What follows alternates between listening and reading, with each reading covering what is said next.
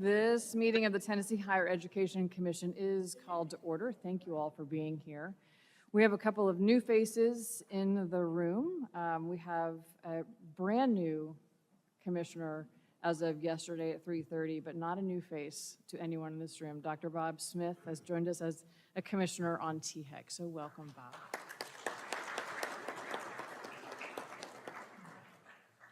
We also have our new student representative. We have Commissioner Skylar Brackett, so welcome, Skylar.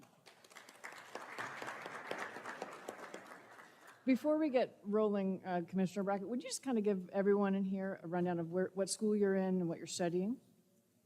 Yes, hello everyone. I'm Skylar. I'm a senior at ETSU right now, and I'm pre-med. I'll be attending the Quillen College of Medicine next fall, and I'm excited to be here and get started.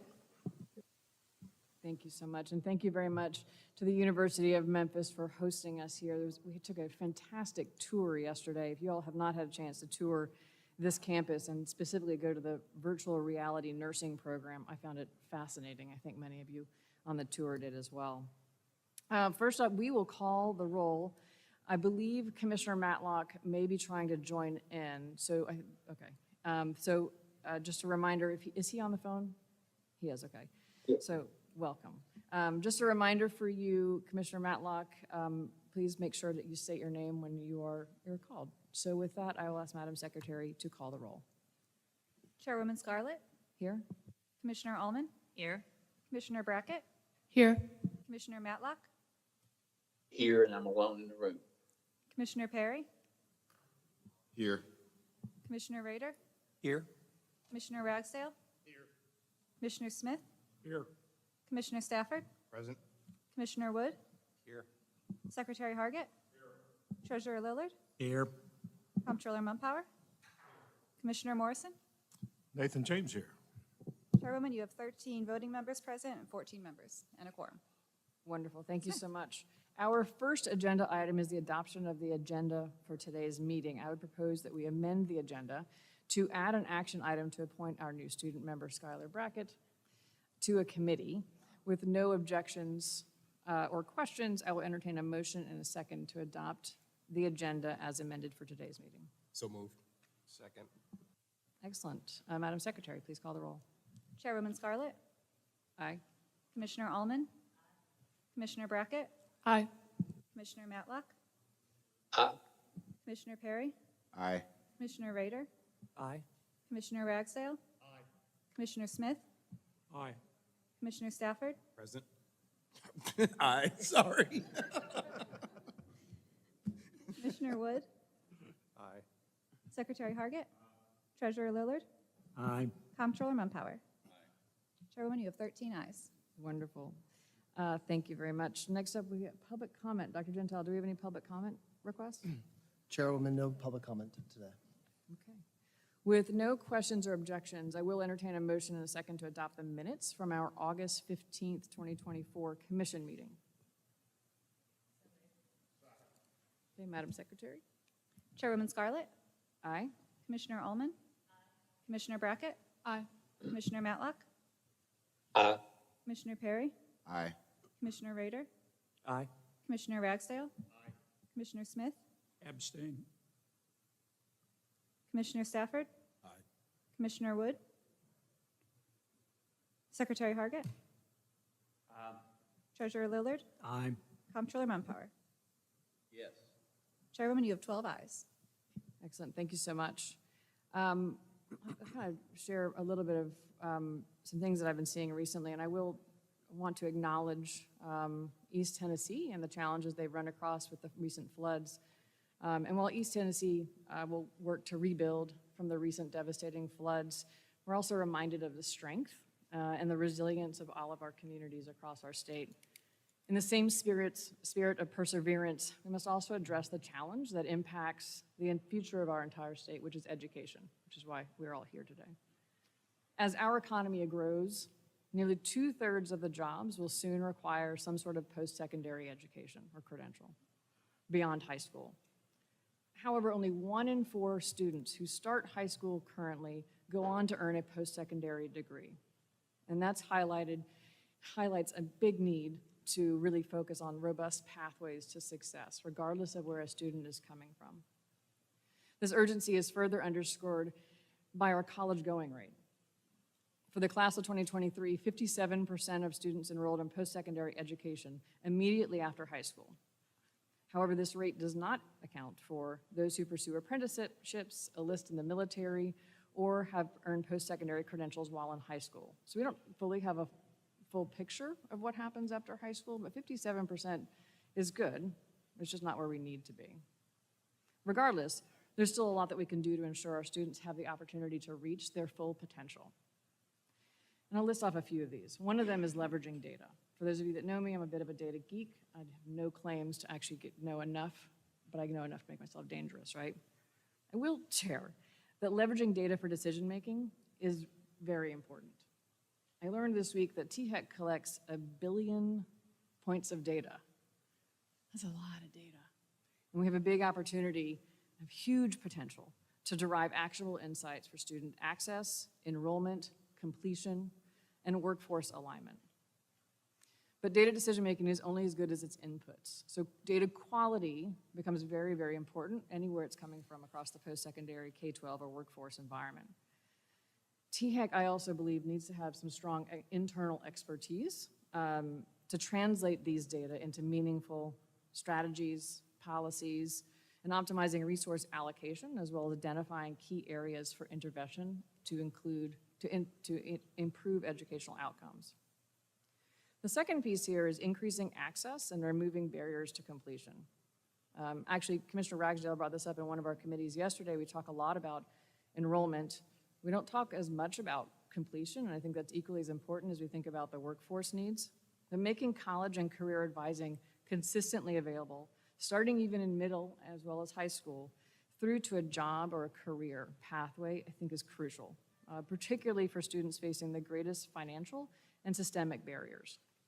High-quality advising empowers students with an understanding for the opportunities available, what careers and jobs might exist for them in their communities or even at a broader level across the state. This also includes financial aid and state support, other state support. Tennessee has done amazing work to remove financial barriers, and I can speak specifically to Tennessee Promise. We all recognize the great work that has happened there. Also recently announced, which we heard yesterday, that we had the record-breaking number of students applying to Tennessee Promise this year, 67,000 applicants, which is phenomenal. To meet the needs of Tennessee employers over the next 10 years and beyond, providing additional support for students from under-resourced backgrounds is crucial. Ensuring more students earn post-secondary credentials is an economic imperative for all of Tennessee. Plus, a well-prepared workforce is going to attract investment and drive growth for our entire state. The third area of focus is strongly more aligned facility plans. I think every time we all get together, we seem to talk about capital, regardless of whether it's on the agenda or not. We recognize that the buildings, the facilities, whether this is K-12 or higher ed, are in a slight moment of disrepair and have an opportunity to change.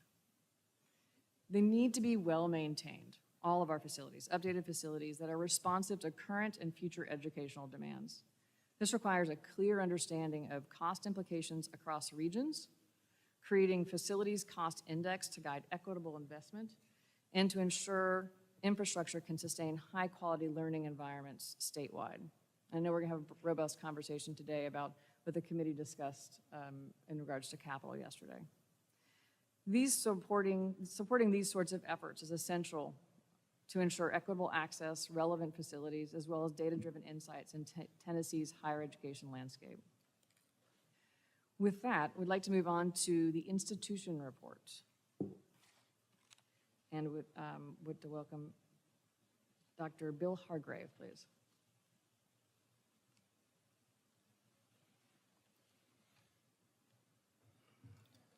Good morning, Chairwoman Scarlett, commissioners, THEC leaders, state leaders. Welcome to the University of Memphis Lambeth campus. I trust you've had a good day yesterday and finishing up the meetings today. It's a beautiful campus. We're glad to be in this part of the state. It certainly complements the work that we're doing in Memphis. I was asked to give the commissioners in particular an overview and an update of what we're trying to do at the University of Memphis. And so each of you should have at your desk the copy of our Ascend strategic plan. So if there's any doubt about what we are trying to do, you can find what we are doing there. And this is not a plan that was written to be put on a shelf. This was not something that we wrote to satisfy some accreditation requirement. This is our plan. This is our roadmap for the next several years, and not just for the next several years, but to set the university up for success 10, 20, 30 years in the future. It calls for us to do some things very different than what we've done in the past, to be bold and aggressive in some areas, and to rethink how we approach undergraduate and graduate education and research. So I want to hit a couple of highlights which I think are pivotal to what we're trying to do. First and foremost, you'll see in there that we start all of our discussions now on campus with outcomes in mind. We start with outcomes first, because outcomes then informs what you need to be doing to prepare your students, and then it informs what students you should be admitting and the criteria that you set for those. And I know that seems obvious to you all because we've talked about outcomes for a long time, but as you probably know as well, as in higher education, for the last 50 years probably it's been the other. We start with admissions and then we let somebody in and then we work them through the system. So we're changing the way that we approach things. That means that we now collect, for example, first destination data on every student. We know for every graduating student where they're going to work, how much they're making, or if they're going to graduate school, where are they going to graduate school, what are they studying. And that information, now we've collected the data for a year. When we get 2 years worth of data, we'll make that data available on our website for every prospective student to see. For every major that they want, that they're interested in, they can see what the outcome from that major is. And we will let that drive, and by the way, that's what's driving enrollment, right? Parents and students are choosing based upon those outcomes. Again, we start with that outcomes in mind. We work our way backwards. You know, that tells us what programs we ought to be offering. It tells us what type of student experience we should have, the things that we ought to do to engage our students. And as you all know as well, engaging students in today's environment is very difficult. We almost have to reteach or you have them relearn how to be engaged. Many of our students right in 2024 are finishing up, you know, that started in the beginning of the COVID in 2020. And engagement for them looks very different than what it did for the student who graduated in 2019. So in many respects, we're having to reteach and relearn that. And then finally, it drives the admissions. And one of the things that we noted when we took a deep dive into our own data, again, with this idea of outcomes and what's happening with our students. Why are they not graduating at the rate that we want? Why are they not getting the jobs or going to graduate school that we expect them to? And if you work it back, you find that it starts with the students that we're admitting. And we had, at the University of Memphis, allowed over several years the quality of the student applicants and those admitted to decline to the point where we were not comfortable that we were admitting students who were going to be successful. Now, one could say, but under the heading of access, you ought to be admitting every student. And that's only partially true. Is it really fair to admit a student who you believe is not going to be successful? And we said, no, it is not. It is not fair to admit a student who is not going to be successful. When that student comes into our university and we know they're going to struggle and they fail out after that first semester, first year, who wins? No one wins. The student certainly does not. They've incurred debt or at least opportunity costs. You've destroyed their confidence. The likelihood that they ever come back to university is near zero. So we made the conscious decision this year for this fall class that we would amp up our admissions criteria. Now, you will see it in our plan. We're not going to get there overnight. We can't jump from 5 or 6 ACT points or or, a half a point in GPA, but we'll get there. And so we made that conscious decision, knowing in a time that it is tough to get students. Chairwoman Scarlett, as you were talking about fewer and fewer students going, and that we know the enrollment cliff is coming. So, some would question, why are you raising the standards at a time when it's going to be harder to get students? And the simple answer is this: it's the right thing to do. It's not the easiest thing to do, but it's the right thing to do. And I want to give you a bit of perspective on what that looks like. Our incoming freshman class this year was down 23%. And now that made headlines. But what you did not see was these panicked headlines of University of Memphis enrollment down 23%, President announces budget cuts and slashes to programs, and 80 faculty positions gone. You didn't see any of that because we planned for it.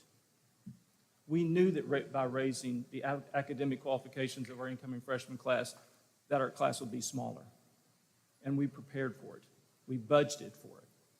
Now, it's certainly not easy when you take a budget hit based upon that. But I want to put in perspective on what that freshman class looks like.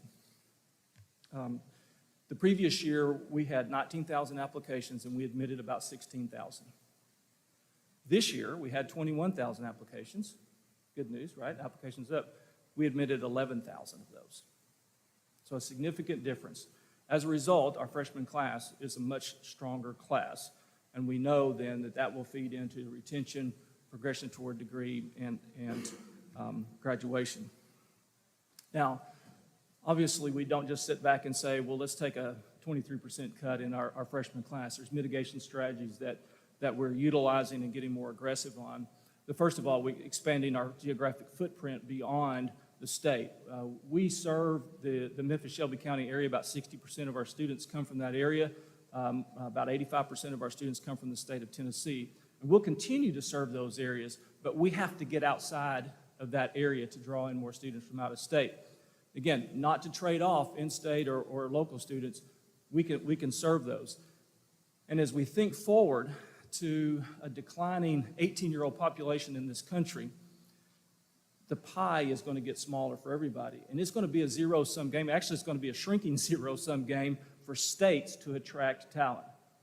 And we need to contribute to the brain gain by bringing in out-of-state students, because we know from our historical data that 90% of the out-of-state students that we bring into our university stay in the state of Tennessee. That's how we help build the workforce and bring more students in. So we're going to try to do our part and certainly help with our enrollment to bring those students in. We also got very aggressive in working with our two-year system and our TCAT to make pathways there. And so one of the things that we did this year, when a student, those 10,000 students who were not admitted, they didn't get a letter that said, too bad, sorry, you're denied. We said, we don't feel like you're ready to be successful here on our main campus. We want you to go to the two-year school. If you're a Tennessee citizen, it's going to be free for you. We're going to help you, guide you, go over there, and when you're ready, we're going to bring you back in. You don't have to reapply. We're trying to make it very, very, very simple. Had a great meeting with Chancellor Tidings yesterday, and there's a lot more that we can do there. And in fact, I think across the board, we all, from the four-year institutions, must do a better job of working with our two-year schools throughout the state. That's just one example. And I know my time is short, so I'll move on from that. But as you can tell, there's a lot we can do. There's a lot we will be doing, and certainly we're passionate about making sure that our students are successful. I want to talk about research for a second, because as an R1 institution, we are very proud of the fact that since obtaining R1 status a couple of years ago, we have doubled our research in the past 2 years. Now, that's the good news. The bad news, and I think you all may have had a conversation around it yesterday, is we have no more space for research growth from just pure research space on campus. To keep up with our research needs, we need about 311,000 square feet is our estimate based upon where we're at in the projected growth. We have about 179,000 square feet. Less than 4% of our space on campus is dedicated to research. Yet 15% of our budget now is brought in by research, and we continue to bring in those dollars. We must invest in research. We must invest in the facilities for our research. Otherwise, we've hit the ceiling and we can't grow. And for anybody who would like to come to campus, I'd be happy to show you how creative our faculty have been in finding research space on campus, including taking over a bathroom and turning it into research space. And you can imagine bringing the DOD in and saying, install one is research project one. So we have been creative, but we need to be better. And you know, the state with 2 public R1 institutions needs to be investing in the research. And I know that's something that is not as straightforward and easy as saying we're investing in classrooms, investing in students, but it's critically important, especially as we try to attract more companies to the area, and we provide the R&D capability. On the issue of facilities, we have a growing issue, and that is deferred maintenance. Our deferred maintenance is now over $500 million and growing every year, and we've got to find some way to get that under control, and it's a continuous battle for us. And finally, I'll end with this on just the things that we're working on. Safety and security continues to be something that is a priority for us. We want our employees and our students and our visitors to be safe and feel safe on campus. And I'm very grateful that in the past couple of years, the state has invested about $13 million through 3 appropriations, and we have made good use of that money. Across our campus, you'll see more cameras, more fencing, more officers, more police cars, and just recently launched our Crime Information Center, which is an amazing facility which gives us capability to see things in real time, but also uses AI to predict things before they actually happen. And it has made a significant difference. All of those investments have on our campus. Be happy to answer any questions. Thank you so much, President Hargrave. Any questions? Yes, Mr. James. Thank you. One of the pieces that you hit on was that relationship with community colleges, and I found your presentation to be very impressive. We got into a conversation yesterday, some of the members and some of the presidents on the reverse transfer process, and I wondered, do you have a program in place, because we've got some awesome community colleges, and sometimes some of the opportunities that folks have they don't quite know about, but that reverse transfer can be made pretty seamless between university like yours and the local community college. Is that something that you've got laid out so that the students who transfer in, they know about that and it kind of automatically happens? Because I'm seeing that it's somewhat hit and miss in some places, and I was just curious if that was something that you'd... The formal program that we have for our students is called One Step Closer. So if they enter the One Step Closer program, we advise them working with our 2-year schools. Now, primarily, right now, most of it's through Southwest, right, because they're right there in our backyard.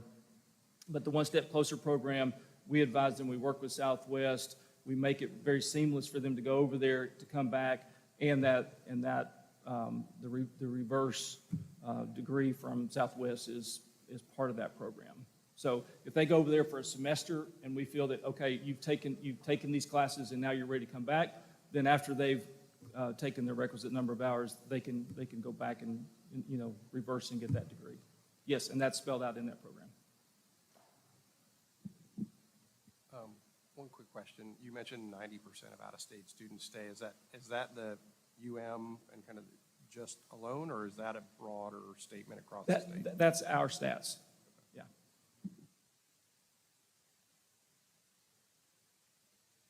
Any other questions? I have a quick question for you. Talking about the physical safety, tell me a little bit about cyber safety.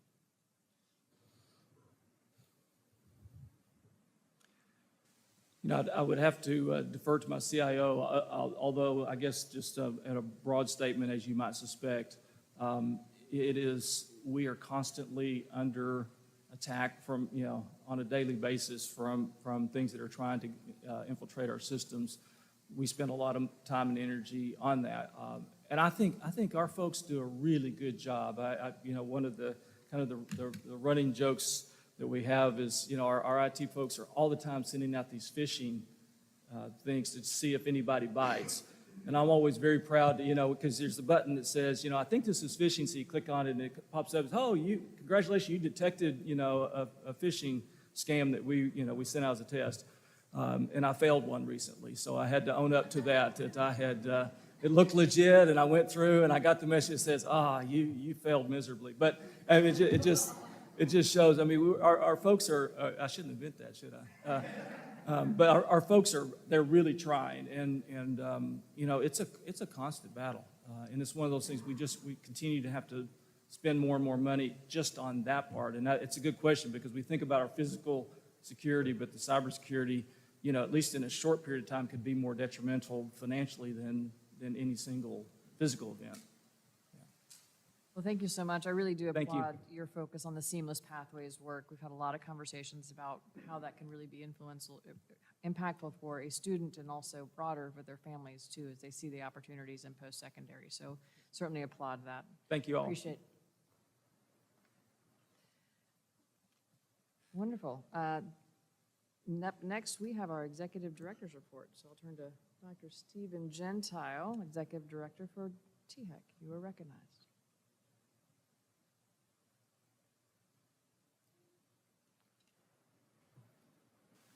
All right. Good morning, commissioners. So good to see you all today, and two new faces on the board as well as Skylar Brackett and Commissioner Bob Smith as well. It's an honor to be in front of you today. Before I get to my presentation, I want to thank the presidents who are here today, President Hardgrave for hosting, Rick Bloomer as well, the COO of the Lambeth campus, President Mike Licari from Austin P, Chancellor Tidings, President Boyd, Senior Vice President of Institute of Agriculture, Keith Carver. We'll hear from him later today. And also, if I can thank for their hospitality at Jackson State Community College, Lynn Hines, Director of Business Operations, for being able to get Bob Smith here and Doris and ready to be here to sign his oath. Thank you to her being on board at 8 a.m. this morning. This afternoon, right after this board meeting, we'll be going to Jackson State for a tour of Jackson State Community College. If you are able and have time, we look forward to seeing you there today. And one more note, a personal privilege. Sometimes she watches, sometimes she doesn't. In case she is, happy anniversary, 15th anniversary to my wife, Solveig. We'll celebrate later today. 15, okay. So my presentation today is comprised of 3 different components. 2 of them are fueled by requests from board members. Commissioner Wood asked me if I can go into financial aid and the operations therein. Commissioner Ragsdale asked about college access initiatives. And I have our Senior Director of College Access Initiatives here to give an overview, and then we'll dive even deeper at our February board meeting as well. And then we have a 14th day enrollment update that we give all the time. Paige Elliott, our Senior Director of Research and Strategy, will do so. On financial aid, the picture ahead of us right now, I'm going to go over the basic mechanics of our financial aid program, how the money works at a macro level, and then go into some themes and conversations that we've had with people in the field and presidents about potential improvements over time to financial aid. To the financial picture ahead right now. When we think about financial aid at THEC, and a reminder, TSAC is the Tennessee Student Assistance Corporation, our financial aid arm that has its own board separate from this one. I serve as Executive Director of TSAC as well. When we think of financial aid, we think of financial aid fueled by lottery scholarships, lottery dollars, and financial aid fueled by state appropriation, recurring general fund appropriation. Those are like TSAA, Tennessee Student Assistance Award, the need-based grant that goes to our students. Today, I'm focusing on the lottery portion of that. With regards to lottery, we have over $400 million going into the lottery system, $470 million. That includes $350 million for the HOPE scholarships and the HOPE add-ons, $24 million in Promise, $20 million in Tennessee Reconnect, $59 million, this is last year, in dual enrollment grants. I'll talk about that in a second. And then other scholarships like $500,000 going to Tennessee Step Up program, a program you'll learn more about at the tail end of this agenda. The funding that we have in front of us right now, the lottery scholarships pay for all of those, and any excess lottery revenue, so above expenditures to meet that year's demand, goes straight into the Tennessee Promise Endowment. We've had the Tennessee Promise Endowment for just over 10 years now, starting at about $360 million, and it has been growing over years under the stewardship of the treasurer and the Tennessee Promise State Board Endowment. There are many states that have a promise program like we do here in Tennessee. No state has an endowment that ensures its fidelity. We are very close to that endowment being fully funded, meaning it is going to pay out in its annual yield the Tennessee Promise needs today, and we can project forward that that'll be the case in the future. It is a statutory requirement that any excess lottery goes into that endowment. When the state decides that is fully funded, the state may decide to divert that back into the lottery fund, lottery account. A few years ago, the state allowed for sports wagering, online betting, as an example. In statute right now, 85% of that sports wagering funding goes to higher education, into the lottery fund, lottery stream, into Tennessee Promise as well. Once the endowment is fully funded, that money could go elsewhere. Over the years, we've seen bills come forward that might direct that funding, that 85% of sports wagering, to early childhood education, as an example. A bill yesterday related to vouchers made the news that puts that full 85% towards K through 12 school construction. So there are possibilities of that funding going away from higher education to other sources. In addition, every year we have estimates of excess lottery revenue above expenditures. We don't want to be the opposite, expenditures above revenue. In our forecast right now, we could have upwards of 30% of excess revenue, $30 million, in excess revenue over expenditures in the next fiscal year.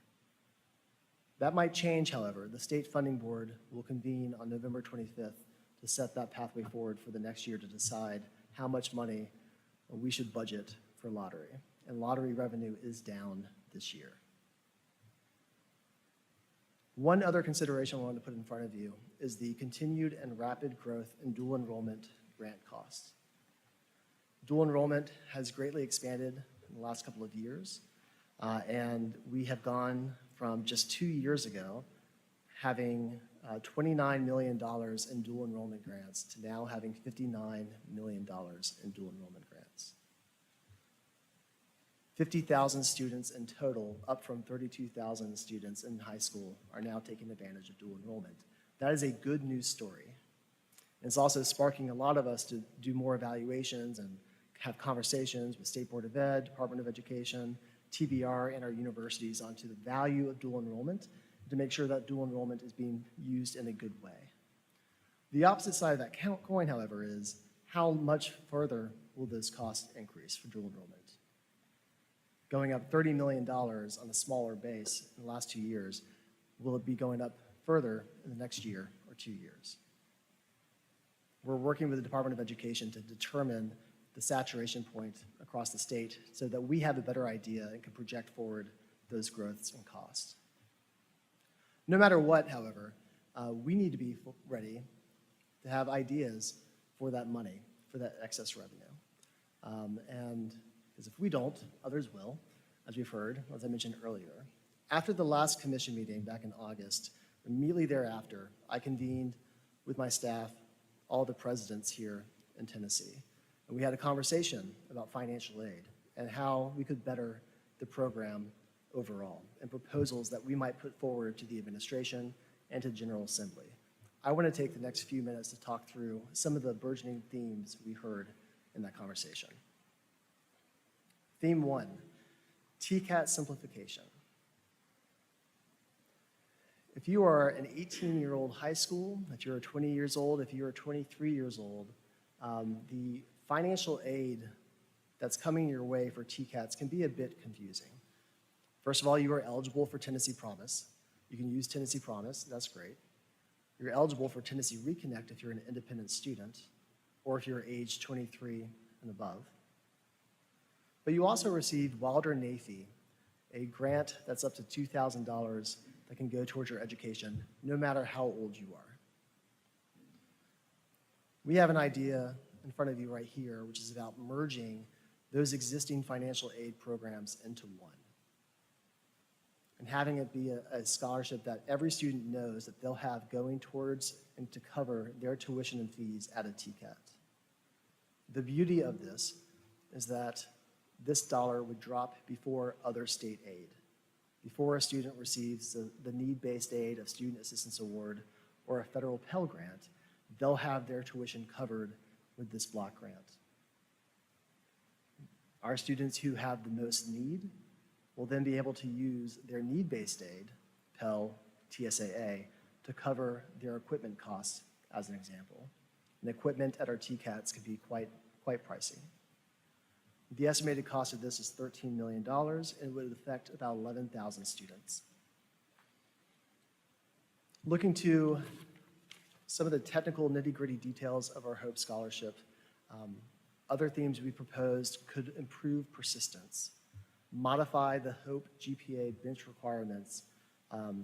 We right now require students to have a 275 at the 24 and 48, and to increase their GPA to a 3.0 at the 72 mark, so they can graduate with a 3.0 from college. If they don't do that, they lose their HOPE scholarship. We're in a state that needs 10,000 engineers in the near future. I'm willing to bet that our engineering industry would like to have engineers that have a 285 GPA or a 295 GPA. Why revoke from those students something at that last minute that could disrupt their ability to complete college? So a proposal here in front of us is a 275 GPA as the benchmark to maintain throughout their entire existence at that school. Is $28 million, and it would affect about 5,400 students. Another proposal that we heard from the community colleges is a $500 stipend for all Promise students to help cover costs that go above tuition and fees. This is 7.1. Many students start off with a full-time load, and for whatever reason that semester, perhaps it's a natural disaster, perhaps it's a need to go back to the work for just that semester, needs to drop from the full-time to part-time within that semester. If they do that, they could lose their financial aid. A proposal like this would allow for changes of that enrollment status within a semester without having to be appealed. The student would then be expected to do full-time that next semester. That's a 7.4 GPA. TBR has been making this request for some years now, changed the Reconnect age from 23 to 21. When Reconnect started about 6 years ago, the requirement was any student who is independent, and age 24 was that minimum. And there are other things that make you independent, having a child, as an example, being a veteran. But a few years ago, that age declined to 23. This proposal would push it down to 21. It's $5 million. These are the ones that I'm most intrigued by.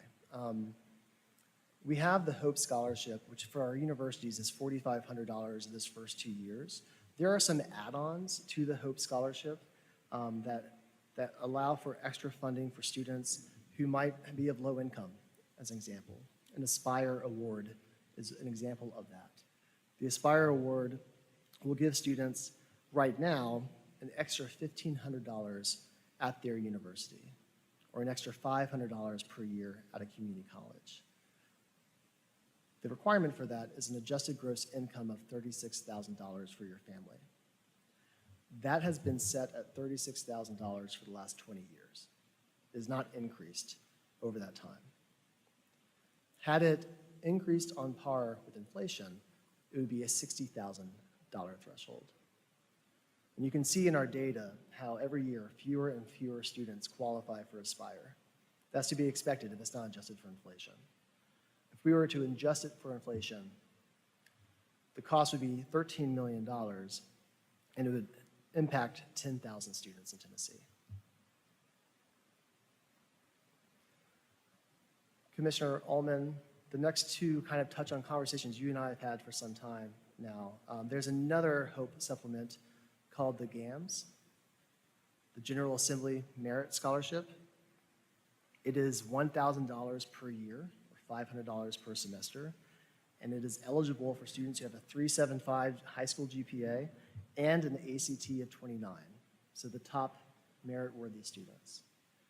Right now, if a student meets that threshold, or if they're low income, I should say, below 36,000, the student has to choose which one to use. They can't get both the Aspire and the GAMS. Proposal here that we have is to merge those together. If you qualify for both, you get both, and that's a $2.5 million expenditure. But to our conversation specifically, Commissioner Ullman, that you and I have had over the last year and a half, she looks around West Tennessee, and she knows students who are going to University of Memphis, who are going to UT Martin, across the state, but she knows a lot of students who are going to Ole Miss, much to her chagrin, going to Auburn, going to Alabama, and she's brought this up to me several times. We've heard this from some of our universities, UT being chief among them, that we are perhaps losing more students to other schools in the South who are greatly discounting their tuition. Could we potentially increase the General Assembly Merit Scholarship, which again is at $500 per semester, increase it up by $500, $1,000, or $1,500 extra per semester? That's a price range of $8.1 to $24.6 million. And finally, to expand our support for veterans, veterans in Tennessee can attend our community colleges and our universities if they are honorably discharged and get up to $2,000 per year. It is not open to TCATs at this time. And so this proposal is a simple one. Make sure that something that's available for community colleges and universities is also open to TCATs. It's a $1.5 million expenditure, impacting about 750 students. The total cost of these ideas are $102.3 million, asterisk, these are all estimates, and conservative estimates. And we put them forward for conversation, for discussion to anyone that we can, just so we know that we have a portfolio of ideas to pull from when we have those conversations. And a lot of this that I put in front of you, like increasing Aspire to $60,000, are scalable. Maybe it's $50,000, maybe it's $55,000 or $45,000. But point being, we've been working with the higher ed community. We've been working internally in our staff to come up with these ideas, and I'm happy to have further conversations and discussion here too.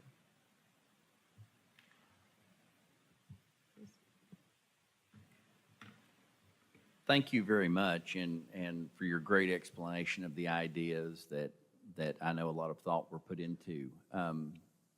Earlier this week in the State Funding Board meeting, we heard from the director of the lottery. We recognize that lottery revenues have been on the decline recently, which makes every lottery dollar even more valuable than it was before.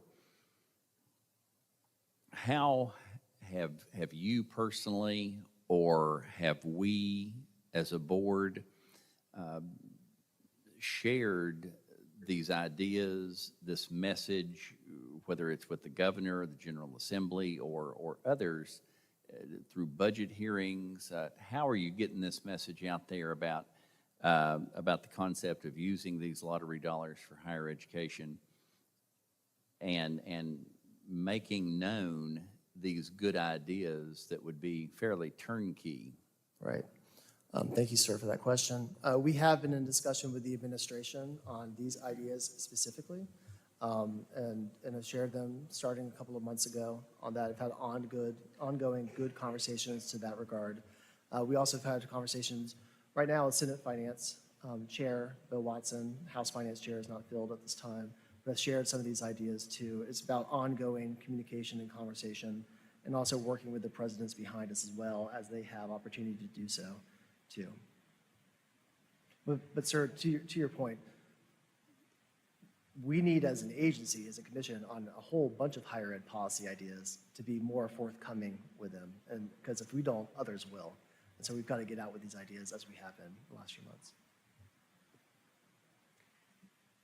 To follow up on Comptroller Mumpower's comments, and I delivered this sermon yesterday, so I apologize in advance to those who had to hear it or have to hear it for the second time. I think we have done a really good job in this state of providing higher education access to students, whether it be at our TCATs, our community colleges, or our four-year universities. And sometimes I know it's very easy to beat ourselves up over things, but there comes a point in time I think we need to do some celebrating. And right now, it makes me feel very proud when folks from across the country want to come and see what we're doing in Tennessee as it relates to student access. So I know a lot of folks have worked on that for a long time, and it's paying great dividends. Our second point, which you just addressed, I think needs to be our next big goal, is student success and completion. And we have a lot of programs out there that are what I would call experimental or model programs that are showing some tremendous successes. And when we can help students beyond just the tuition area, we are seeing them achieve some really good things. And that's what I think we should be advocating for at THEC, and I'm glad that you're doing that. So I just wanted to make those comments, and also I want to thank some of our private sector partners, folks from across Tennessee, whether it be Tennessee Achieves, the Ayers Foundation, other foundations who have been such good partners to us in this and are doing some very strong work to show what we can achieve when we work together. So great job on the access piece, and now I think we need to follow that up on the success piece so that every person who attends one of our institutions has the best chance possible they can have to succeed. So thank you for your work. Thank you. Please, Commissioner Perry. Dr. Gentile, thanks again for your presentation. I have kind of a twofold question. You noted earlier in your presentation the growth in dual enrollment. Is there any relationship between that growth and participation in AP and IB courses? And kind of the second part of that is, do you see a relationship between participation in kind of one of those two sets of things and college access, persistence, attainment? Yeah, great question. I might even turn to Nathan James as well, Commissioner James, to talk to some of this as well if you have anything to add to it. But the conversation of EPSOs, so early post-secondary opportunities for our students, AP, IB, dual enrollment, dual credit, that one right now is rife for lots more attention, and it's getting a lot right now to answer those questions. An example, how many students are persisting from Austin Peay's dual enrollment and matriculating into their institution? I had a conversation just yesterday with the provost there, Maria Cronley, about that, and to be able to better track that, it's high. How many students are from community college are sticking at the community college? You know, those are answers I don't have in front of you right now, and I will share with you after that, and working with Chancellor Tidings and Dr. Russ Deaton. But there are 2 reasons to have dual enrollment. There are 1,000 reasons to have dual enrollment, but let's talk about the 2 that come most to mind. One is to increase access to higher education. Students who didn't think that they were going to go to college, give them a taste of it. And in Tennessee, you can do it as early as 9th grade in our TCATs now. Give them a taste and maybe even get a credential while they're in high school, but let them show that they can go on to college. The second reason is to give those students who are going to go to college an affordable, upfront way of doing that. Get some of those credits done sooner. What we need to do a better job here at THEC and the state of Tennessee with our partners is to better zero in on which of those 2 is most important, and are we succeeding in doing that? Are we succeeding in getting students to matriculate into college who would not have otherwise? We are in a research project right now with TERA, not that TERA, the Tennessee Education Research Alliance, looking at just that right now, and we'll have more answers to your questions. We do know for that second point, those who are going on to college already, who are taking those EPSOs, there could be some competition between, is it AP Access for All? Is it the dual credit that is available at a number of high schools? Is it dual enrollment? What flavor works best? So I don't have a complete answer for you, but we are looking into it. Dr. Gentile, following up on Comptroller Mumpower's question in your response, understand that there's a lot being done by you and the rest of the team. What should we, this board, be doing? What action needs to be taken, or what help can we provide you? I think pointing us in a direction, say like the Access Academics and Success Committee, as Commissioner Ragsdale mentioned, highlighting things that we're not thinking about in financial aid that we perhaps should, bringing the industry perspective to these conversations. The things I just shared up here with you can be very technical. Are there other things that we're not thinking of? But I also think it's incumbent on us to get this document to you all so that you can have these talking points ready to go when you're meeting with local officials too. Things that we are thinking of, if you can help us get out the word on this and reflect with, when you meet with University of Memphis President Hargrave, and if you hear something different, what more can we pivot and add to this to help us be the vocal on this, and also to be the ears on this would be helpful to us. Any other questions for Dr. Gentile? I'd just like to say thank you, Dr. Gentile, for presenting this information. I think very helpful. And then to the university and college presidents in the room, the ideas behind this are incredibly powerful. So I think as we think about the potential around funding through the lottery program, I think the opportunity is tremendous. And so I hope we have, I think, time and the ability to really make sure that we're thinking about this long-term as how we manage our resources. This is, to me, is an incredible opportunity to open up more access. Thank you. Thank you very much. Thank you. All right, I'd like to hand it over to our Senior Director of College Access Initiatives, Dwayne Gregg. 2 months ago, we received the news that we received Gear Up 4.0. Gear Up 4.0 is a program we've been doing Gear Up for the last nearly 20 years. And Bob just pumped your fist. When he was the executive director, he got this application going. So really, this is all about you, Bob. I just want to thank you. I want to thank you because the state has, the feds are giving the state $35 million and to greatly support counties across Tennessee. To receive this grant, it was a competitive grant. To receive it, you had to have nothing short of a perfect score. And Dwayne Gregg and Brett Gibson and their whole team made that happen. I just want to thank them on behalf of Tennesseans and our institutions. I wanted Dwayne to give you an overview of this program and to connect it to our other college access programs too. Dwayne?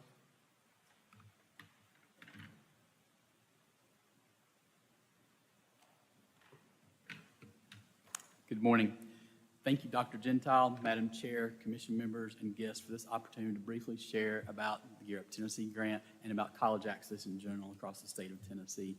Gear Up stands for Gaining Early Awareness and Readiness for Undergraduate Programs. As Dr. Gentile stated, it's a discretionary grant program from the U.S. Department of Education designed to increase the number of low-income students who are prepared to enter and succeed in post-secondary education.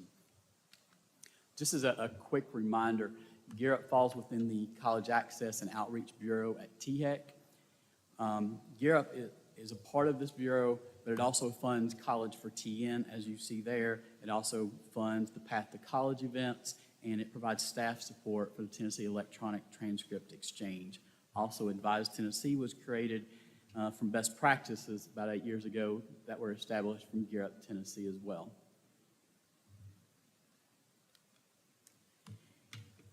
As Dr. Gentile mentioned, and I think you all received a press release a couple of months ago, in September, the Tennessee Higher Education was awarded our 4th Gear Up grant. Since starting in 2005, the previous 3 Gear Up grants have provided direct services to over 73,000 students across the state, and statewide services, the Path to College, the College for TN, things like that I mentioned previously, to hundreds of thousands of students across the state of Tennessee.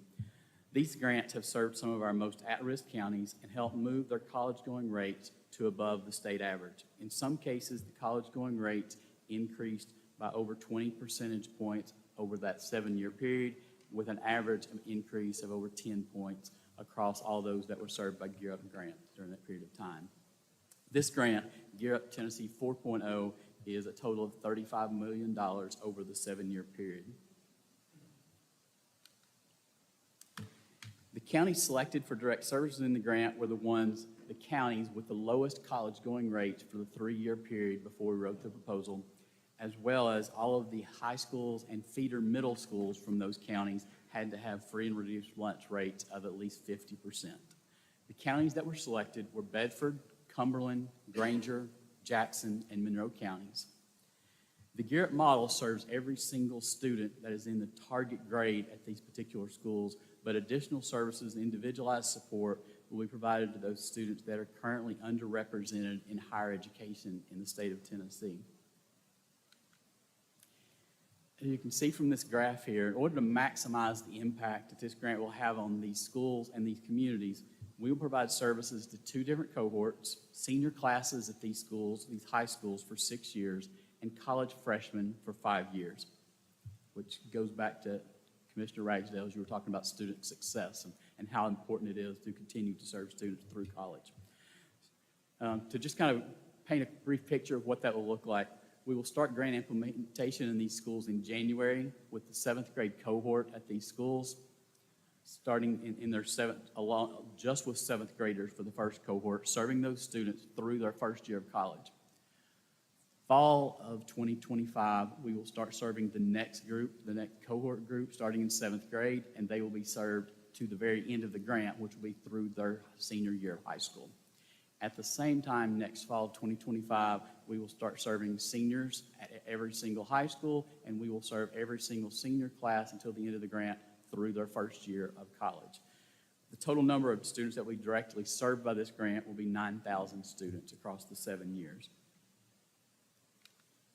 This graph just kind of gives you a quick display across the state of Tennessee, the counties that will be served, the high schools in those counties, because in some counties, every high school was not eligible based upon their free and reduced lunch rate. So in some counties, we're serving every high school in the county, and some we're not. And then all of the feeder middle schools that will be serving, that feed into those high schools, again, starting with 7th grade. So we will be in the middle schools for a total of 3 years.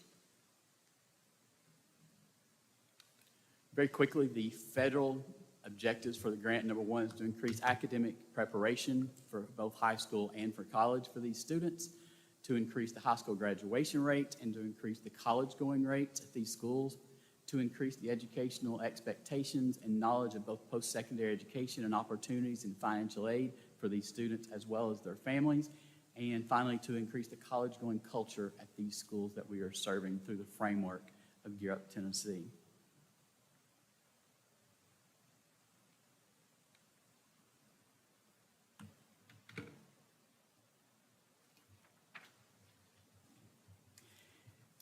Gear Up grants are required to be guided by a logic model, a research-driven theoretical framework.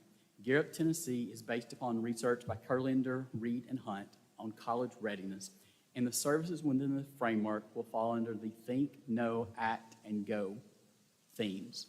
Think is when we help students evolve their aspirations and college-going beliefs. Know is when we'll help students be prepared academically to succeed in high school and college. Act is when we will work with students and their families to complete the particular steps that they will need to for college acceptance, college enrollment. And then Go is when we'll help students and their families develop skills for self-regulation and resilience, because we all know they will get into situations both in high school and college that things will not go their way, whether it's personally or academically, and so they will have the resilience to continue on and persist in those situations and eventually seek their degree that they sought after, rather than dropping out as many do. This slide just highlights just some of the different services that Gear Up will be serving in these direct service schools that the Gear Up will be providing, divided by the different themes that I mentioned in the previous slide. This will be everything from career exploration to campus visits, tutoring, mentoring, advising, ACT prep, financial aid workshops, summer melt services during the first year of college for these students, and as well as family services, family counseling, and family workshops themselves. Since its inception, Gear Up Tennessee has also been served as the incubator for college access best practices and strategies for the state of Tennessee. They served as the convener for statewide college access initiatives and the provider for statewide college access resources and training. Gear Up Tennessee and the Access and Outreach Bureau regularly convene and collaborate with the Counseling, CTE, and Academic Affairs divisions at the Tennessee Department of Education, AIRS and Tennessee Achieves, Niswonger, school counseling programs at many of our universities and post-secondary institutions, TRIO programs, the Talent Search, Upward Bound, Student Support Services across the state of Tennessee, school counselors, PEF in Chattanooga, Seeding Success in Memphis, and many other college access programs that are doing similar work across the state of Tennessee. This page highlights just some of the work that Gear Up has done and our Access and Outreach Bureau has done related to statewide initiatives and services, not just those direct service schools that I was mentioned previously and that are part of this Gear Up grant as well. The first one is the Path to College event, where currently almost 500,000 students participate each year. These are students from elementary schools, middle schools, and high schools participating in events like College Signing Day, College Application and Exploration Month, FAFSA Frenzy, and College Planning Night that is typically for juniors. The College for TN website, the free web-based platform for career, financial aid, college planning that students can participate in anywhere across the state of Tennessee. Our Student Success course that high school students can take for high school credit that will prepare them for college. Our Next Guides that we started developing 6 years ago. There's Next Guides for middle schools as well as individual guides for 9th, 10th, 11th, and 12th graders. That's a booklet of 30 to 60 pages, depending on what grade level they're in, that prepares them and their families and parents for what's next that they need to do to get to that, whatever that next grade level or next level that they're in to prepare for college. And then we also have a family guide as well. That is a part of the Next Guides. Finally, Tennessee and Gear Up Tennessee and our Access and Outreach Bureau provides a lot of training across the state of Tennessee for school counselors and other college access programs. Coincidentally, we started about 2 weeks ago providing a boot camp in college access and financial aid across the state of Tennessee, starting at ETSU and moving west. So it actually just turns out, we're training about, in this 2-week period of time, we're training about 400 school counselors and college access professionals on college access and financial aid. Coincidentally, today we have a group that we're training at Jackson State, and tomorrow we have a group that we're training at Southwest Community College from those regions. Just a few unique things that I wanted to highlight about this Gear Up proposal. The first one is a partnership with Navigate Reconnect. So we're not just going to serve those individual students that I mentioned in those cohort groups and those seniors, but serving their parents and families as well and educating them along the process. One is we know that if parents understand what college going looks like and how that can impact their students, that they'll become an advocate for them going to college. The other part of that is we know that it's an opportunity with Reconnect. It's an opportunity for those parents and families to think about going to or going back to college as well. So we're going to partner with Navigate Reconnect on that as a way not to just impact those students, but really to impact the entire school and community in that way. Every single Gear Up school and community and county that I mentioned will be required to have a college access steering committee. Those steering committee will be composed of people in the K-12 sector, higher ed, nonprofits, business, manufacturing, government, a little bit of everything, so that they have buy-in engagement into this college-going process at their school. It's also for sustainability. So Gear Up will be gone in 7 years, but that steering committee can continue to be a part of that process and that buy-in. We have a couple of new positions that are part of this grant that have not been a part of previous grants. So we have always had, as a part of Gear Up, in those schools that we're working in, we have an embedded site coordinator. So for this particular Gear Up grant, we'll have a total of 18 site coordinators at those direct target service schools. In addition to that, we will be hiring 3 regional college access outreach specialists that will have a region of schools that they'll be serving They won't be embedded into just a single school, but they will be providing resources, training, best practices. They will help them implement those different Path to College events that I mentioned. My goal is that they will serve 10 to 20 schools, each regional specialist, and they'll do that for a year or two as they're training school counselors and other people at those schools, and then they'll move on to another group of 10 to 20 high schools. The plan of doing that is by the end of this grant, the end of the 7 years, that we will have covered every single high school across the state with this training and resources that does not already have some sort of embedded college access professional, whether it's from Gear Up or Advise or AIRS or Tennessee Achieves or NISWANG or anyone else. The last position that we will have is we're going to be hiring a college access alignment coordinator position. As a couple of you have mentioned, there's a lot of college access work that's going on across the state of Tennessee that's doing a lot of really good things. So having someone who can collaborate and convene with all of these different stakeholders, make sure that we're all on the same page, kind of rowing in the same direction, sharing of best practices, and making the greatest impact for the state of Tennessee as we're working together in that way. Lastly, I just wanted to mention that Gear Up requires an evaluation plan that has a rigorous formative and summative approach with both quantitative and qualitative analytics. We will conduct our own internal evaluation and analysis. We will also be hiring an external evaluator that will be with us for the entire 7 years. We will also be implementing many services that have already been identified as best practices from What Works Clearinghouse. The purpose of this extensive evaluation is how we are able to best identify what services and strategy are working best, what implementation models are working and most effective, and how to make the most impact on the students and schools that we serve. Most importantly, this is not just for Gear Up and for these target schools that I've identified, but we then share these best practices, resources, and strategies with other programs, educators, and college access professionals and school counselors across the state of Tennessee. This concludes my presentation. Thank you for your time, and I'll take any questions that you have. Thank you, Mr. Gregg. Any questions?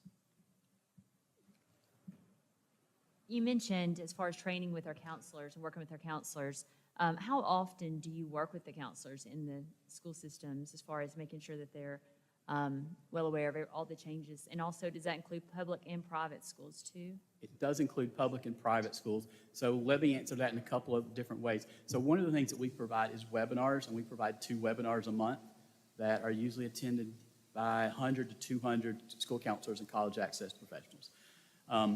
Events like these boot camps that we're doing right now, where we work all the way, physically all the way across the state, we primarily are doing in the fall of each year. We do it at request at any particular time.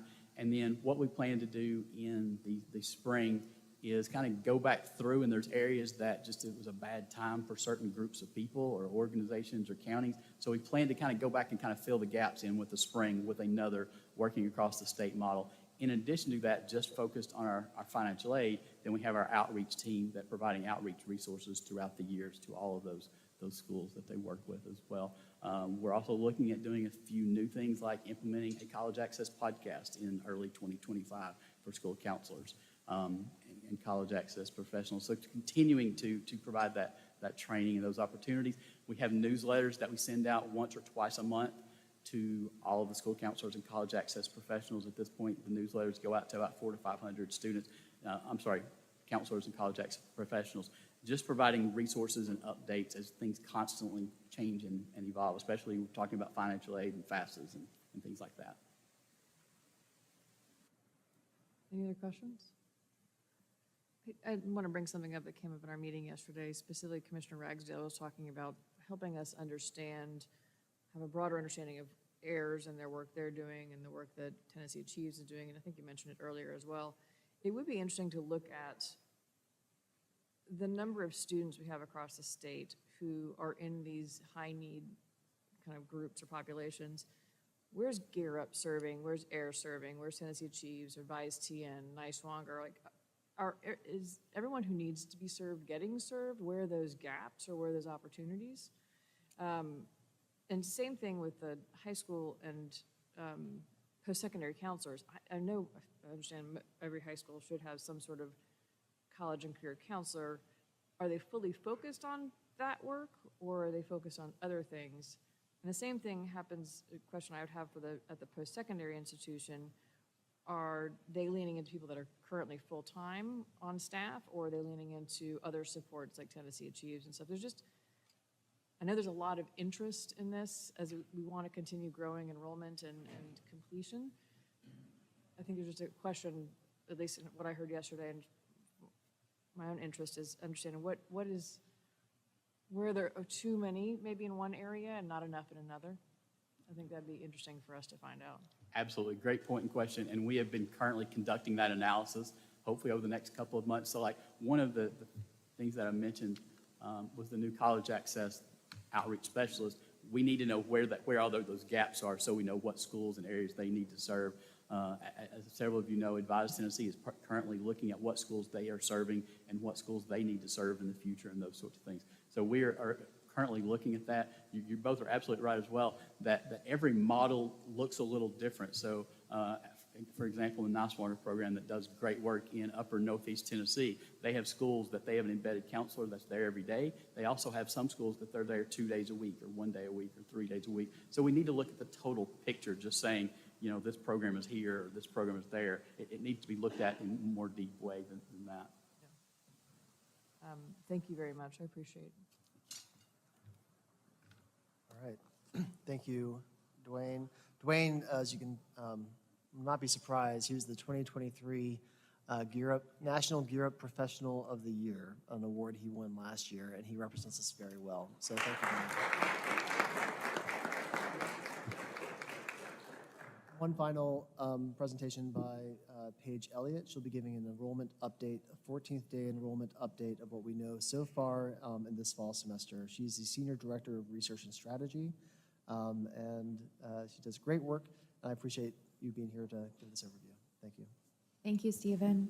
Good morning, Chair Scarlett, members of the commission. Like Stephen said, I'm here to share an update on Tennessee's enrollment picture for fall of 2024. I'd like to take a moment to thank our institutional research partners across the state, without whom this update would not be possible, as well as the work of the research and strategy team. As you've probably heard, the release of the 2024-25 free application for federal student aid, the FAFSA, was a bit messy, to say the least. So to facilitate student completion of the FAFSA, which is key to unlocking state and federal financial aid, THEC and TSAC implemented additional supports this summer, funded by a $1 million grant from the Federal Department of Education, provided through the ECMC Foundation. And as you can see here, those efforts did pay off. You'll see FAFSA submission rates in blue, that's the line at the top, and completion rates in gray on the bottom, going back several years. While submission indicates that the student entered some information on the form, completion is really what we're looking for. That's the goal for that financial aid to be processed. What we see here is that for students in the high school class of 2024 who applied for Tennessee Promise, which does cover about 94% of our high school graduates, so this is pretty representative of that graduating class. What we see is that while FAFSA submission did drop in the most recent class, FAFSA completion remained flat at 73.9% this year. We hypothesize that this gap between submission and completion narrowed because the new FAFSA form is simply harder to submit without it being complete. Going forward, we expect that we will continue to see FAFSA completion rates in the mid-70s and that Tennessee will continue to be a leader in this metric nationwide. And we're grateful for the work of many partners across the state this year that kept this completion rate stable and allowed us to see the enrollment yields that I'm about to share. So in addition to stability in FAFSA filing, we're proud to share today that headcount enrollment as of 14th day is up 2.2% at Tennessee's public colleges and universities. On this slide, you'll see the undergraduate headcount change for each university as well as for the community college system as a whole, comparing that 14th day enrollment from last year in fall of 2023 to fall of 2024. Overall, the undergraduate headcount across the state increased 2.3% over fall 2023. Universities grew 1.3% and community colleges grew 3.9%. The total undergraduate headcount is nearly 192,000 students across the state. And again, that's just at our public institutions. Notably, the University of Memphis and Tennessee State University saw declines in enrollment, partly explained by declines in freshman enrollment, which I will show you in a moment. Not pictured here, but also important to note, are the 27,000 graduate students enrolled at Tennessee public institutions. Graduate enrollments across the state grew 1.3% this year, driven by a 7.1% increase in graduate student headcounts within the University of Tennessee system. Here you'll see those changes in first-time freshman enrollment, again between fall 2023 and fall 2024. Statewide, first-time freshman enrollment is down 2.5%, driven by the university sector, where first-time freshman enrollment is down 4.5%. At community colleges, though, first-time freshman enrollment increased by 0.4%. For those community colleges, 7 out of 13 of those institutions saw increases in first-time freshman enrollment, including double-digit growth at Jackson State, which, like Stephen mentioned, we'll be visiting later today. In the university sector, several institutions saw increases in first-time freshman enrollment, as you can see here. We did see the freshman class at Tennessee State University decrease to under 900 students, and the University of Memphis saw declines in the size of their freshman class after intentionally shifting their recruitment strategy to increase academic preparedness, as you heard earlier from President Hartgrave. Finally, I want to take a... Can you go back to one slide, please? Thank you. And looking at this slide here, you have 4 institutions that are in the negative, as Ms. Elliott referenced. Here's some context behind. She argued the University of Memphis, which President Hargrave spoke to. ETSU had a record-breaking enrollment class last year. So for them to be down 0.1% is not alarming. Here, this is the second largest class that they've had. UT Southern has been growing a high amount since they came into the system, and it's a smaller base than other institutions. 7% decline is not unexpected given their growth over that time period. TSU is the one that I know you're all looking at, being down 50% in their freshman class. And we can have a conversation at the end of the slide in this presentation about where TSU is right now. But please know that about 80% of our time is focusing on TSU right now as they navigate their challenges that are happening on their campus. We'll talk about that in a minute. Sorry, Ms. Elliott, thank you. I want to take a brief moment to talk about a developing trend at our institutions, and that is accelerated coursework. What you'll see here are enrollment counts by sector over the last 3 years, where end-of-term data is represented by the solid line, and 14th day enrollment data is shown in the dashed line. That 14th day enrollment data is analogous to the counts that I just shared for fall of 2024. The end-of-term enrollment is what you typically see us report in our fact book, and we won't have that data for fall of 2024 until next spring, of course, after the term ends. But what we see here is that some sectors experience bumps in enrollment when comparing the beginning of term to the end of term. Notably, this gap between the solid and the dashed lines is largest in the community college sector. Locally governed institutions also see a gap, though that gap is much smaller, and that is mainly driven by Austin Peay State University, who operates multiple terms within the semester to help facilitate success for their military-affiliated population. We also see that this gap between those lines is widening for community colleges. This correlates to the increased adoption of accelerated coursework, where students may instead take 2 classes in each of 2 7-week terms rather than 4 classes in a traditional 15-week term. Our research counterparts at the Tennessee Board of Regents have recently released some exciting insights into this growing practice, and I would encourage you to check out their work to learn more about how these new models may support student success. And like I said, just wanted to take a moment today to kind of point out that difference and show a little bit of what we expect to see once we get that end of term data in for fall of 24 as well, namely an increase in enrollment at our community colleges. And then finally, to zoom out and consider Tennessee in a national context. The National Student Clearinghouse reports that undergraduate enrollment is up 3% from last fall, according to nearly 52% of institutions that submitted data by the time of their reporting. Nationally, this growth is driven by community colleges, a pattern which also holds in Tennessee. This community college enrollment growth, both nationwide and in Tennessee, is subject to the influence of increasing dual enrollment participation, which we've already talked about today, where high school students enroll in post-secondary education before finishing high school. Tennessee is doing better than the rest of the country in terms of freshman enrollment. While first-time student enrollments declined nationwide by 5%, and declined across all sectors.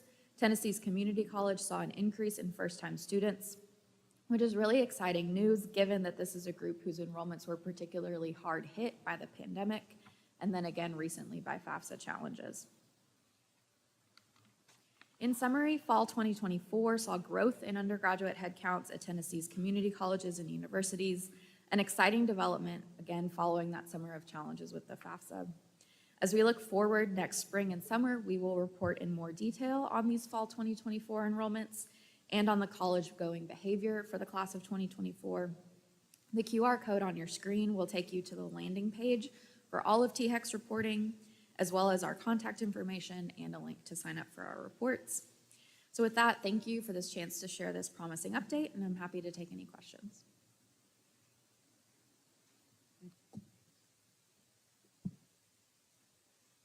Thank you very much. Great update. And I don't necessarily think I have a question, but I feel an obligation to follow up on a little of what Stephen talked about with the enrollment numbers. It's great that we have this data. But going back to TSU in particular, I feel like I would not be fulfilling my obligation to you, my fellow commissioners on this board, or to any of you in my role as comptroller, if I didn't make sure you were aware of how dire the situation is at Tennessee State University. Tennessee State University has faced a situation where they are so short on money, they were going to not be able to make payroll this month. November 2024. The state has recently had to infuse a lot of money into TSU just to keep the lights on. The previous administration at Tennessee State University and the previous Board of Trustees at Tennessee State University were so derelict in their duty, particularly in managing enrollment and scholarships, that they have literally put this storied university on the verge of collapse. I can tell you encouragingly that the new Board of Trustees and that the interim administration that's been hired is working very hard to correct things, and part of the key to that is going to be right-sizing the student population, figuring out exactly how many students they need in order to make a profit and start rebuilding a reserve. There is no reserve today. Rebuild a reserve, and then deciding to focus on serving that size student population and serving those students on the primary campus in Nashville. There are other steps that Tennessee State University must take in the very short term. Things like, it strikes me that over these past few months in particular, Tennessee State has been offered help, but the previous administration in particular rejected that very common sense help. They need some help running the back of the house functions, the accounting and human resources functions. They have excess property, very valuable property, in the downtown area of Nashville that they need to figure out how to sell or lease so as to be able to turn a profit with that rather than to see it continue to decay. But I want you to know how dire this situation is. However bad you thought it was, I promise you it's worse.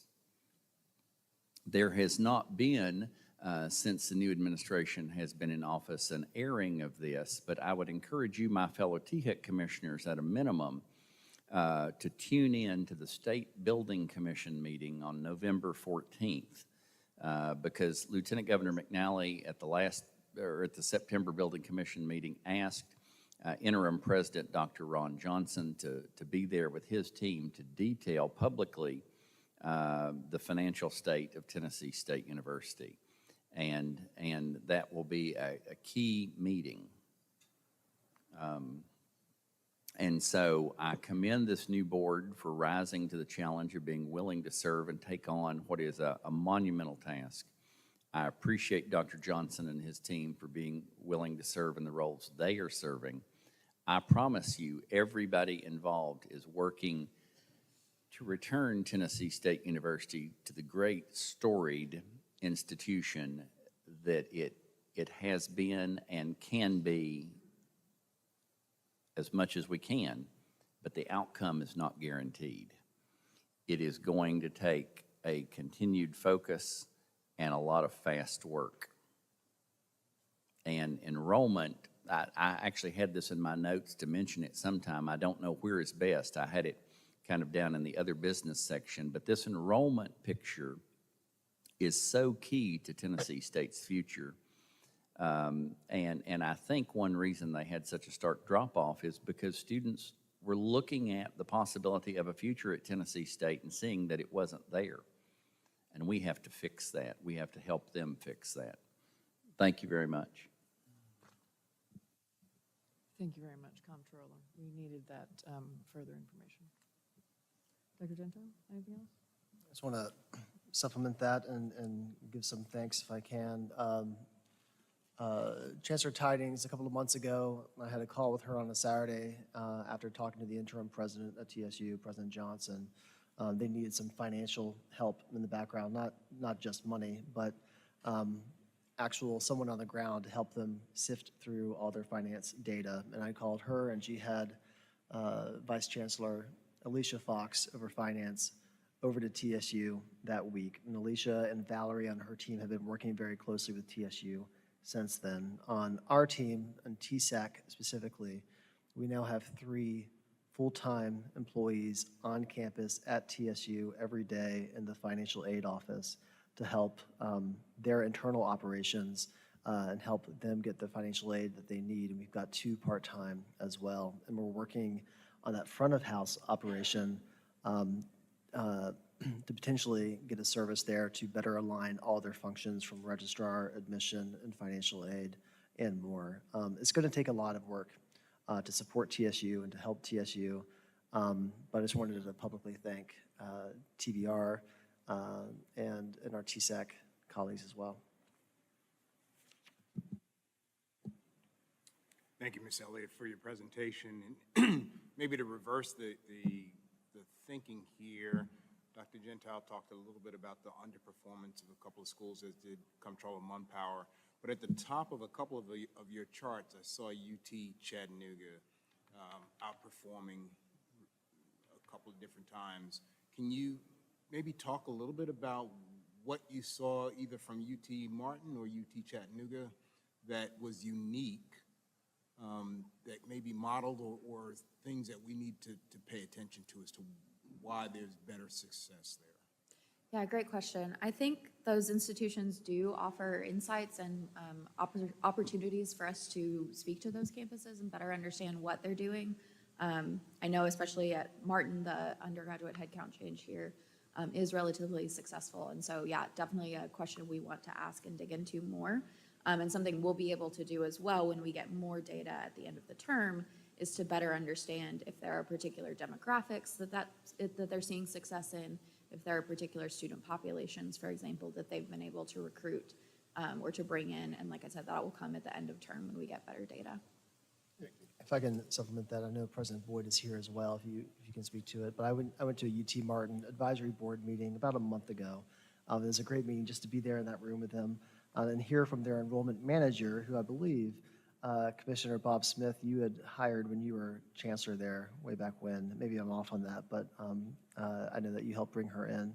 And they have developed much more expansive strategies in their enrollment management arm to be able to meet that region in a better way. Looking at Austin P, they were the highest growth in freshmen this year. And I remember talking to President Licari a couple of weeks ago about that, and maybe we can have a conversation after the commission meeting about that, about their strategies. They're just getting out there more and deploying better data and strategies to be able to tell students earlier and sooner that you are admitted to the institution. Thank you very much. there any other questions? Any other questions for Dr. Gentile? Okay, we'll move on to our consent agenda. This is our first action item is the consent agenda. We only have one item on that agenda. If there are no questions or objections, I will entertain a motion and a second to approve it. Second. Madam Secretary? Chairwoman Scarlett, Aye. Commissioner Allman, Aye.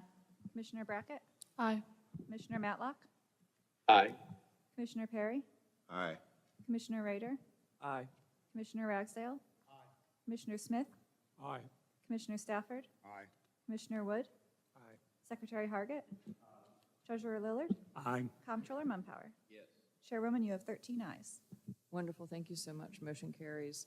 The first item on our agenda is the fiscal year 2025-26 operating state appropriation recommendations. Treasurer Lillard, would you provide an overview of the agenda item and the committee's recommendations, please?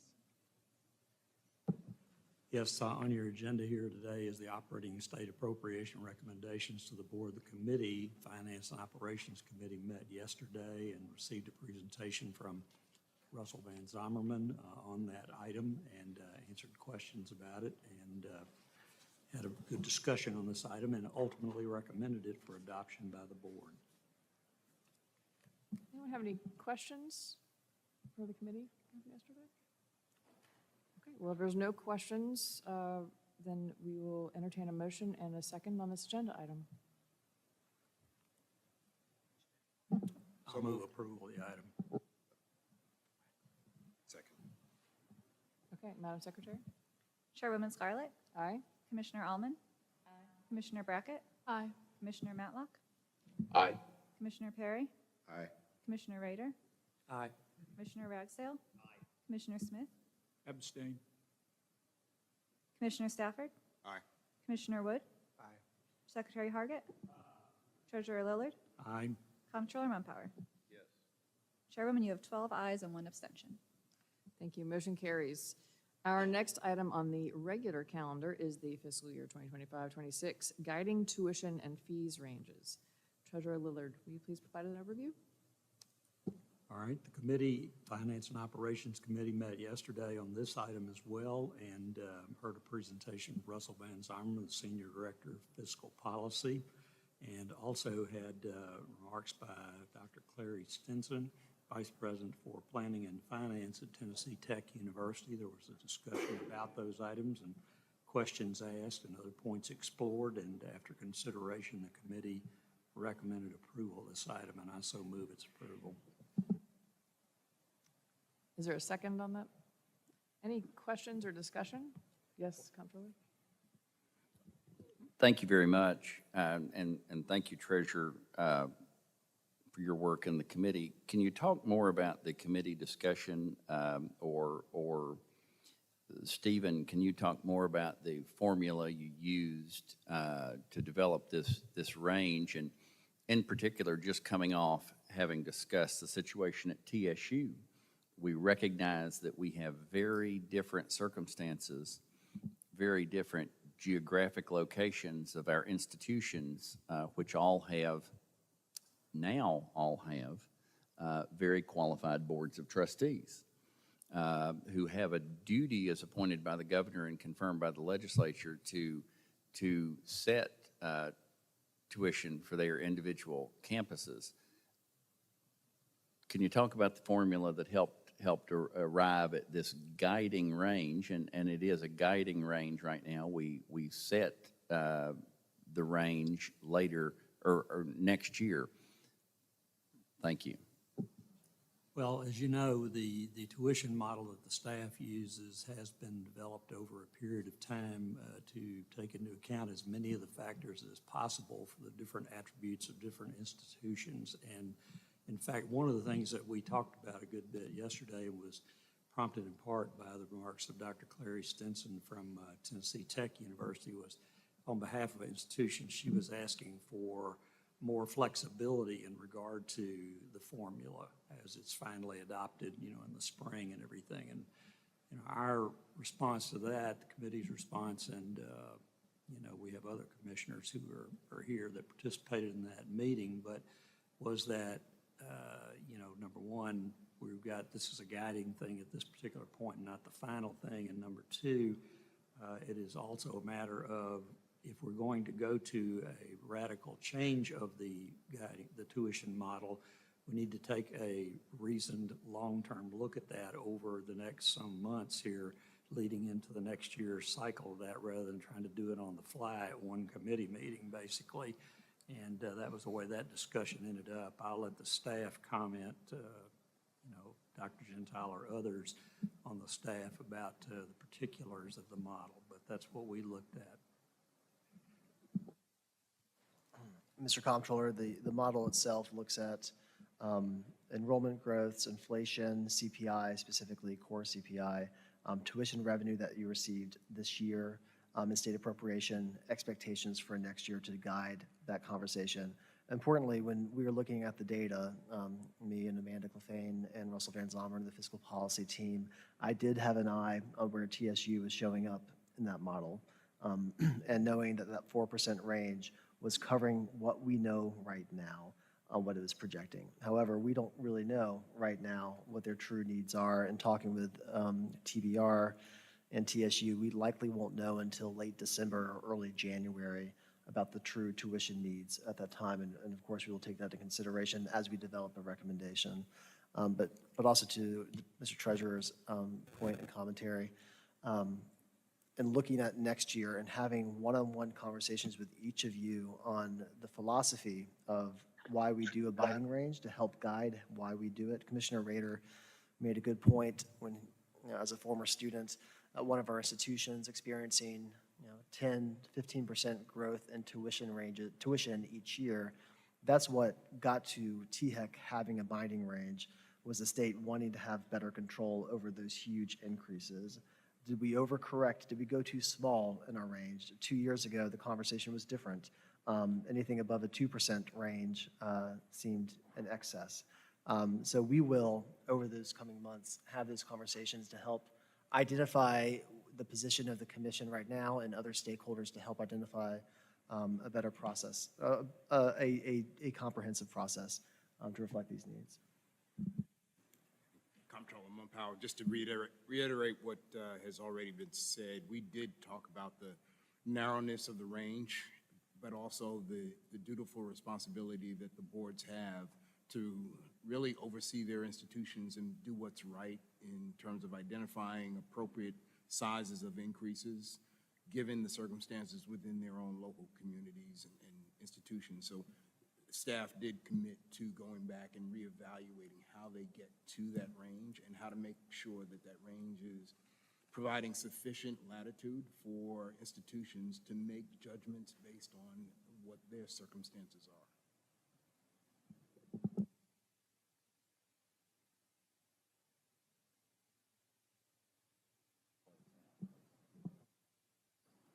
Let me say thank you very much. And I'm sorry I wasn't able to be at the committee, which I'm a member of yesterday, and I'd heard some about it, so I appreciate the articulation of what happened there.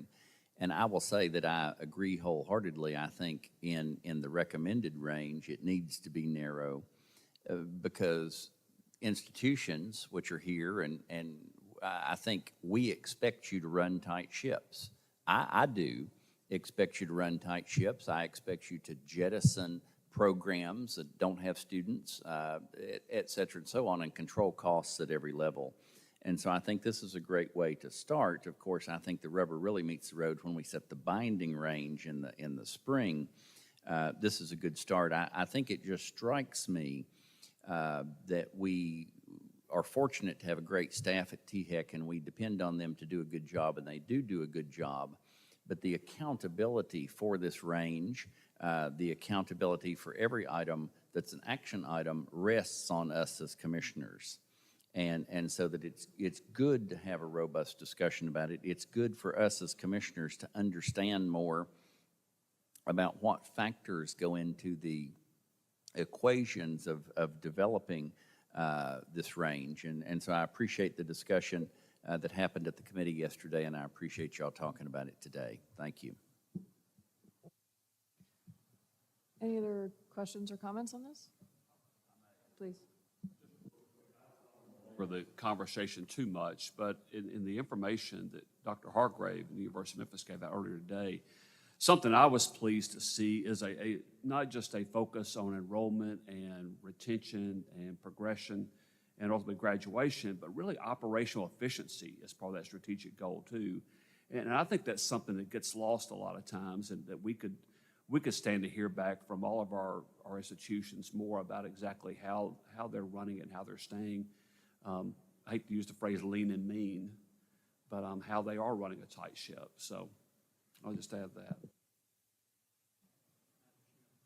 Please. If I could comment just a minute further, I think the comptrollers made those points in previous occasions about who ultimately runs the institutions and is responsible for the tuition range that they actually enact in terms of their published rates. And, I think that obviously we complimented yesterday in the committee the efforts of all of our institutions throughout the state to run their institutions as efficiently as possible, and discuss that item some, along the way. But I think that while they are responsible for setting the rates that they publish in the end at their institutions, the legislature has expressed, from my standpoint, the fact that they want us to be the overseers of the amount of the upper range that's being used ultimately, i.e. trying to contain cost to the extent it's possible to do it in that manner. Recognizing, again, that we don't run the institutions. That's up to the Board of Trustees of the LGIs or other institutions that are involved for the most part. So, there's a difficulty there, and I think that if we're going to change it, in some way, in a significant way, we need to be consulting with the General Assembly about that, and getting a further read on what their feel about it is, and the governor and everyone else, to make sure there is a consensus among everyone involved, including the institutions themselves, about where we're going to head in this regard. So just make those remarks. Thank you so much, Treasurer. And Secretary, I will tell you, this is, when we first received the master plans, I assumed that we'd be looking at the strategic plans as well, which is not the case. I think this is the first time I've seen a strategic plan from a university, and I, too, am impressed with looking at that, and it provides more context. Any other questions or comments? Okay, wonderful. I will entertain a motion and a second to move forward with the guiding tuition range. Chairwoman, there is a motion and a second on the table. Oh, wonderful. Excellent. Well then, Madam Secretary, please call the roll. Chairwoman Scarlett? Aye. Commissioner Allman? Aye. Commissioner Brackett? Aye. Commissioner Matlock? Aye. Commissioner Perry? Aye. Commissioner Rader? Aye. Commissioner Ragsdale? Aye.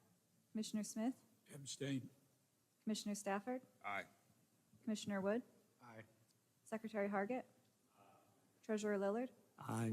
Comptroller Mumpower? Chairwoman, you have 12 ayes and 1 abstention. Okay, thank you very much. Motion carries. Next up, we have the capital projects recommendation. This is the 25-26 recommendation. Treasurer Lillard, will you please provide us an overview? Okay, as you can tell, the Finance and Operations Committee met for a lengthy period of time yesterday on all of these items, and we had a lengthy discussion about the capital projects recommendations that are now before you, and had a presentation by staff. Paul Marshall, the Senior Director of Facilities Planning and Preparedness, went through an extensive PowerPoint presentation on this. We discussed the review that was performed by staff in arriving at this. This is, of course, one of the items of highest interest that the Commission does. Commissioner Stafford and I and the other commissioners participating in the committee meeting had a robust discussion about various points of it. For instance, just one of them was the research component of this. And Dr. Hargrave mentioned it during his remarks, where we have a research component that's ranked rather far down the item list here in this particular recommendation. There was discussion about whether in the future the staff will look at, and they will look at, about possibly pulling the research component out and having a separate rubric for that. as opposed to having it competing with bricks and mortar projects that don't have the same return formula, if you will, on dollars invested. So there was a good deal of discussion about all of these items, and I thank the commissioners that participated in that. And with that, Madam Chair, I move approval of the capital projects recommendations. Do I have a second? Second. What sort of questions or discussion do we have on this?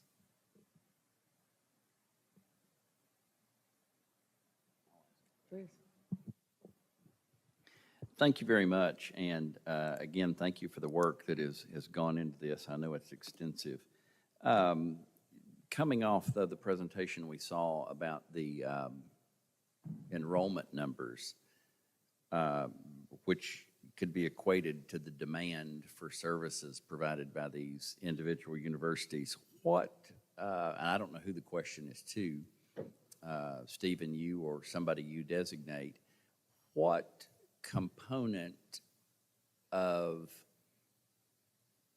evidence-based demand goes into arriving at what facilities are needed? And then I'll have a follow-up, but I'll start there. Thank you. Thank you, Mr. Comptroller. Our process, which has been reviewed and renewed for this year, however, has always had as part of its component not necessarily a look at the overall enrollment of the institution that's bringing forward its facility, but specifically, if it's an academic program, what is your enrollment and degree output going to be after a number of years if this facility comes on board? So in that sense, we ask each institution to provide by SIP code classification program of every major that they might be serving or graduate program, what that intended enrollment increase will look like over time. And that factors into the question that we score on, which is relate this project to the state goals of attainment, growth and attainment, and how this plays into it. So if I'm understanding that to some degree, what you're saying is what you asked to be forecasted is not necessarily based on the demand that's there today, but kind of if we build this, we anticipate a certain number will come and be successful in that program. Is that a fair description of it? Yes, sir. It's similar to our academic program review. We ask them, if you create this program, what is that demand that will come into that program? Yes, sir. Thank you. A question I have as well, and I am a huge supporter of our TCATs. I note that, we had such a large infusion of money, more than $1 billion, and I got an email last week inviting me to 10 or more groundbreakings for TCATs that haven't even occurred yet. And of course, I know particular item 7 here, the Lincoln County TCAT, very important to me personally. Yet at the same point in time, I think statewide about 11,000 students are served at TCATs when some of our universities are turning away more than 11,000 kids a year because they don't have capacity to serve. What is the thinking there that goes into arriving at a list like this? There's nuance to it, and it depends on what that program is serving. An example of it is the aviation campus replacements, the TBR TCAT statewide, focusing on aviation needs. Quite frankly, the need there and at TCAT Memphis is that the airport is about to and planning to put a runway, I believe, through the current TCAT there, and that's a need that has arisen more so just recently. And so that, I'm going to ask Chancellor Tidings, could you please address a little more supplementary information about how TCAT projects might show up as need, even though that investment was given 2 years ago? Yes, thank you, and thank you for the question. When we put that number in, that's the number that we're serving in an 18-month period. So we're rolling that number over a lot quicker than what the universities do, because they're typically 4 to 5 years with their head count. The project that Stephen referred to is an aviation project at both of those locations. The one in Memphis is critical and dire in that we've had discussions with the airport and they need the location where we currently sit. They're taking that back. They are going to provide some money for the building of the project because they realize that they're putting us in a bind. But next year, we actually have to evacuate the building because the airport is growing. So we have got to find another location to put them for the aviation program. And that is a strong provider of the workforce for FedEx in Memphis. We do the majority of their training. Thank you Madam very Chair, much. Could I comment on that just a minute too, to supplement what Dr. Tidings said? And that is the money that was appropriated by the General Assembly, for the most part, not absolutely every dollar, but for the most part, was intended to deal with the situation where TCATs over the years, some of the facilities they were in were built as early as the 1960s, the early 60s and all. And I've been out and toured many of these facilities, and they just absolutely need to be replaced. So that money is a sort of a separate thing to catch up, if you will, some of those extreme replacement needs that have occurred and everything. Dr. Tidings is talking about, as she said, a project that's more current in nature in terms of the current need that's there for it. So that's the distinction, I think, between those two pools of money. Thank you very much. Again, Dr. Tidings, thank you to you, Stephen, Treasurer. You know, again, and I'll go back to Treasurer, something you mentioned, our research institutions, which have to remain on the cutting edge. Again, commissioners, we have a great staff that prepares this list, but this is our product. And I am going to be responsible to the General Assembly when they ask me about it, and you will too. And so I think it's important that we have these kinds of discussions, not only in the committee, but at the commission meeting, to understand, and I've learned things today. And so it's important to remember that this list is a product of us as commissioners, and we are accountable and responsible for it. Thank you. Other questions, comments? So I do have a question. So for enrollment and other operating costs, we have a funding formula. Why do we not have a funding formula for capital costs? A funding formula for the capital process, as in distributing capital dollars based on certain input conditions. Yeah. You know, this is something that actually came up about 7 years ago. I lovingly call it the Oldham idea, which was to potentially distribute capital appropriations to institutions based on name your input. Is it square footage? Is it enrollment? Is it outcomes? And back at that time, we thought it was too radical of an idea to move forward, because oftentimes pools of funding that accumulate over time can easily be taken away for another project the General Assembly might have.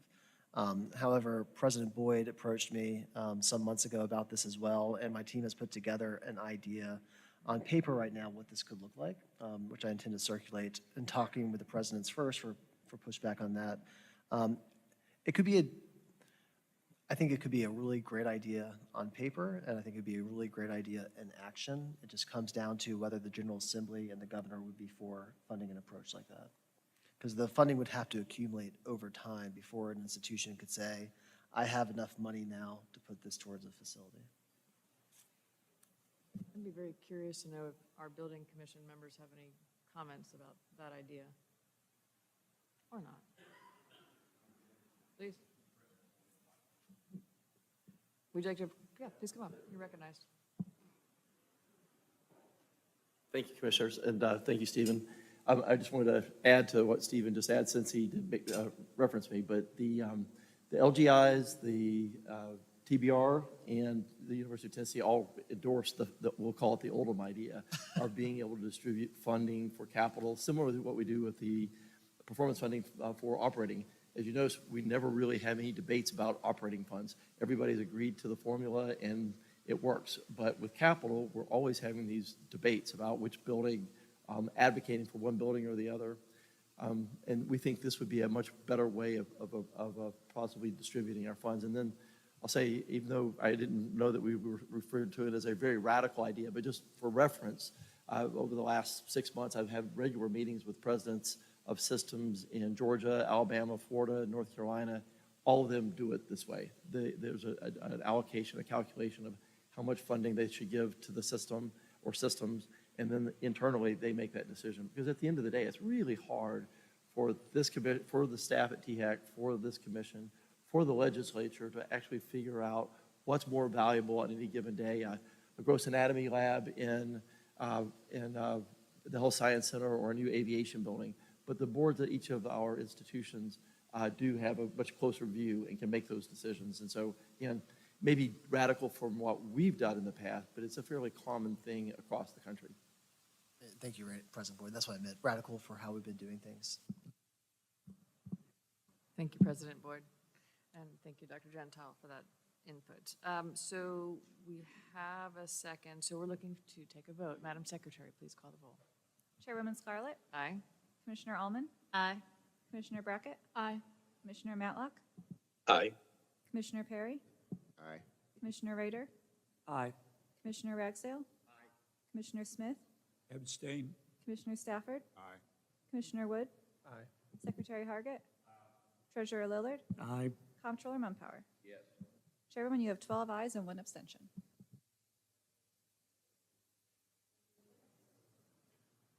Motion carries. So next, we have the East Tennessee State University Master Plan. Treasurer Lillard, once again, committee was very active yesterday. If you wouldn't mind giving us an update. Again, another of the items that the Capital and Operations Committee Finance and Operations Committee met on yesterday was the East Tennessee State University Master Plan. We heard a presentation from Jeremy Ross, the Chief Operating Officer and Vice President for Administration at ETSU, and also by Lauren Leidy, who's the Senior Principal for Campus Planning and Studio Leader at Smith Group. They gave a presentation on this seemed to us a very well thought out plan after considering it and looking at it with them and discussing their goals as a university. So I move approval of the master plan as recommended by the committee. Second. Wonderful. Thank you so much. Mr. Jeremy Ross is wonderful. If you wouldn't mind providing us a bit of an overview and answer any questions, please. Thank you.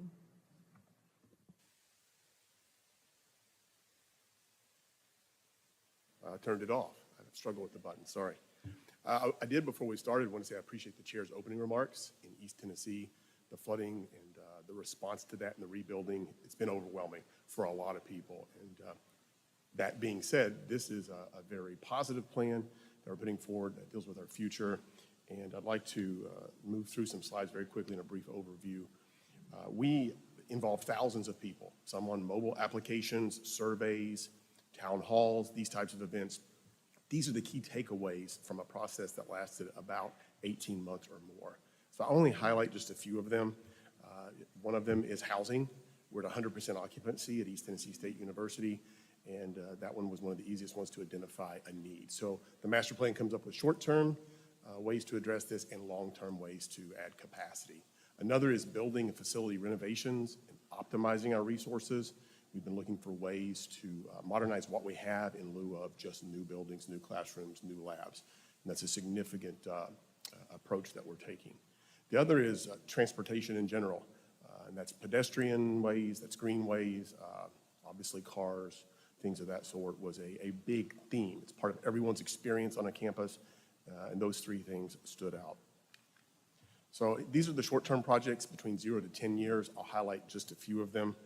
The yellow circles are the housing, that's renovations and new housing to add capacity. You'll see at the bottom a green circle where it says 2. That's part of that transportation. That's a new common way in the middle of campus, a greenway called the University Common that spans the campus, and there are several of those. The only other circles I'd like to point out on this one is number 6 and number 4. Those are 2 projects that are underway now. One is Brown Hall. It's the largest building on campus for classrooms. It's a renovation. that we're working on phase one, and the other is a new academic building. Both of these projects, as we've said before, they add no new square footage. They're either renovation or coming back, again, very efficient ways to modernize what we have. I will point out one more, actually, is number 12. That will be an area where we have to have different type of space. That's engineering. So we just added mechatronics, we have general engineering, interior architecture, things of this sort. Those programs are seeing significant growth.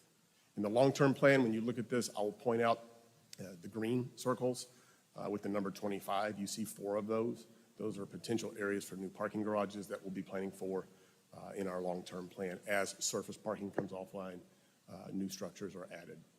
If you look on the left side, you see a number 24. That is along a major thoroughfare in Johnson City, and that is an area for a new health sciences technology corridor. So at the very corner is a new integrated health sciences building, which is in the design phase now.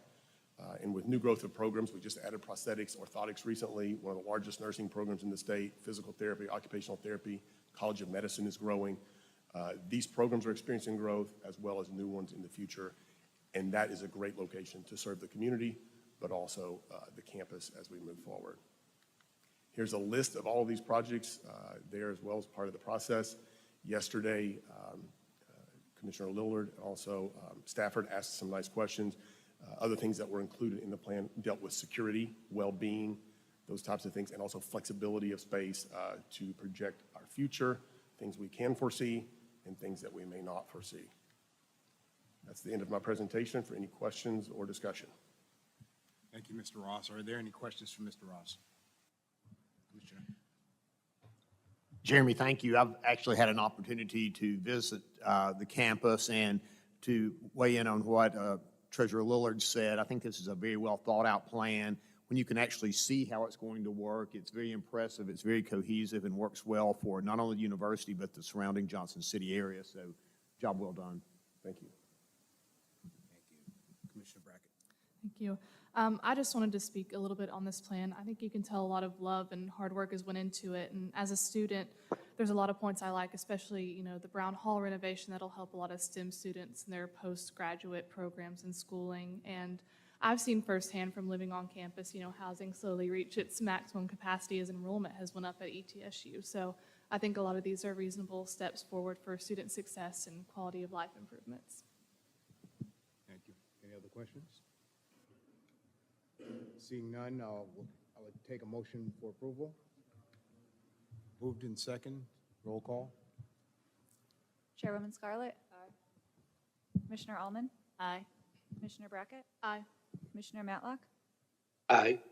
Commissioner Perry? Aye. Commissioner Rader? Aye. Commissioner Ragsdale? Commissioner Smith? Commissioner Stafford? Aye. Commissioner Wood? Aye. Secretary Hargett? Treasurer Lillard? Aye. Comptroller Mumpower? Chairwoman, you have 12 ayes. Wonderful, motion carries. And next, we have the University of Tennessee Institute of Agriculture Master Plan. Treasurer Lillard. Okay. Once again, the Finance and Operations Committee considered this item at length, and we had a presentation by Dr. Keith Carver, Senior Vice President and Senior Vice Chancellor of UT at the Institute of Agriculture, and also a presentation by Jessica Leonard, who's a principal at Ayers St. Gross. They went through a lengthy presentation, and we discussed the mission of the Institute of Agriculture versus the facilities that they were pointing out and other items they had in their plan. And after consideration and a good bit of discussion about it, the committee made a motion to, and approved a motion to recommend it to the board, and I move its approval here. Excellent, thank you so much. I would like to welcome Dr. Keith Carver, Senior Vice President and Senior Vice Chancellor of UT Institute of Agriculture, is here to provide us a brief overview. Thank you, commissioners and leadership team from THEC. Certainly a pleasure to be here to talk about something that's been 12 months in the making. Back in 2023, you all were kind enough to approve the master plan for the University of Tennessee at Knoxville. And that master plan actually included the Institute of Agriculture's footprint in Knoxville. This, however, expands that. It's additive, adds to the UTK master plan, but really covers all those areas that are across the state. And as most of you know, we're a statewide institute with a presence in all 95 counties. And this one takes into account everything in West and Middle as well as East Tennessee. There's 4 4-H centers that are covered here. There's also 3 regional extension offices that are in this plan, but 18 properties which are ag research facilities and teaching farms across the state. Also includes facilities that we have for veterinary medicine that extend out beyond Knoxville, as well as the UT Gardens. Just to give you a sense of size, the Institute, as we mentioned, is in all 95 counties across all great grand divisions, but it's over 21,000 acres. Primarily, those acres are research facilities, research farms. What this does not include in that 21,000 acres is there's another 19,000 acres down in Fayette County with the Ames Research Center. And I know some of you have been out to Ames. That's owned by the Ames Foundation and supported. We live there and teach there, but is owned by the foundation, so it's not included in this. What I'd also like to point out is that all these dots across this map represent where students and faculty and staff are working daily. I'd also like to point out that our colleagues at the other great land grant here in Tennessee at Tennessee State University, they are also utilizing these facilities that we have all across, particularly in extension and 4-H and our research farms. So wanted to point out that they join us and we have joint projects going on all across the state. When you talk about what defines our master plan, obviously we went with our strategic goals of the Institute, but really it's mission specific. And so what we want to do at the Institute every day is solve and address the food and fiber issues for all of Tennessee. And we want to make improvements for Tennesseans, one family, one community, one farm at a time. And we think that's a great mission to have, and we're proud to do that and love working with our folks in all 95 counties. When you think about what's driving this, really our plan is really focused on a couple things, but mainly ag research. We've really upped the grant funding that we've had at the Institute, particularly over the last 3 years. And I want to point out that research that we do in agricultural research, it's certainly great. It's about patents, but really ag research is going back to families and communities. And so we're looking to create ways to make farming more profitable, to create access to safer food, more affordable food. And so it's really practical applied research, and we think that's important. Also, growth in 4-H. Tennessee's got the largest 4-H program in the country. We're awfully proud of that. We appreciate your support for that. But the activities going on with STEM research and STEM experiences and outdoor experiences at those camps. But also just visitors that we have, long-term, that come there for short-term research experiences, but also the longer term, hosting students at a site for 3 and 4 weeks so they can do projects with faculty.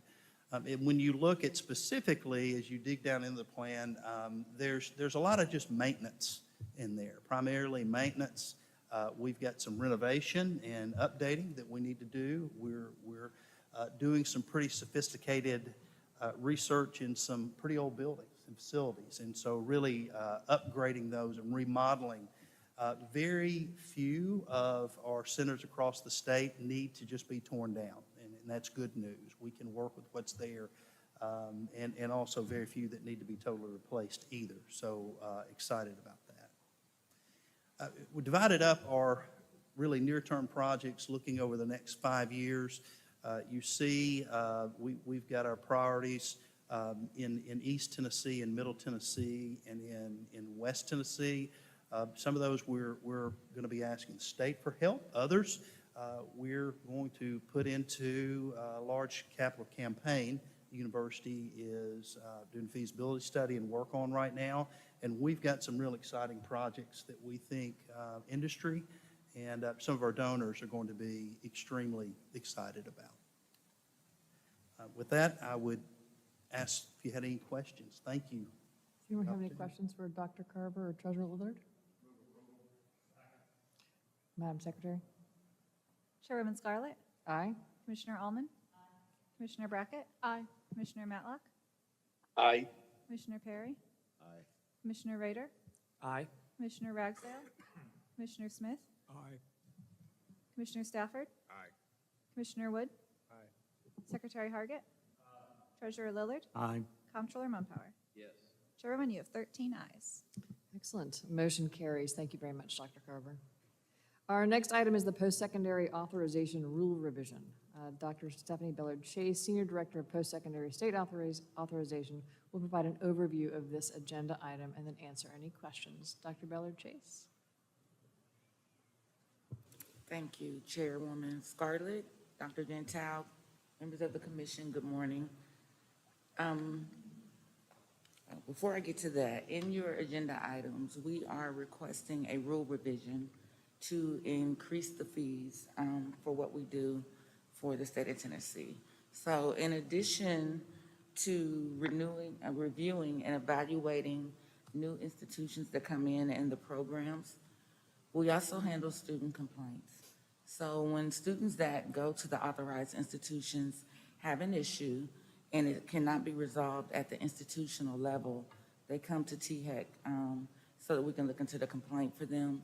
We collect statistical data from the institutions so we know how many Tennessee students they are serving and their completion, withdrawal, and placement rates.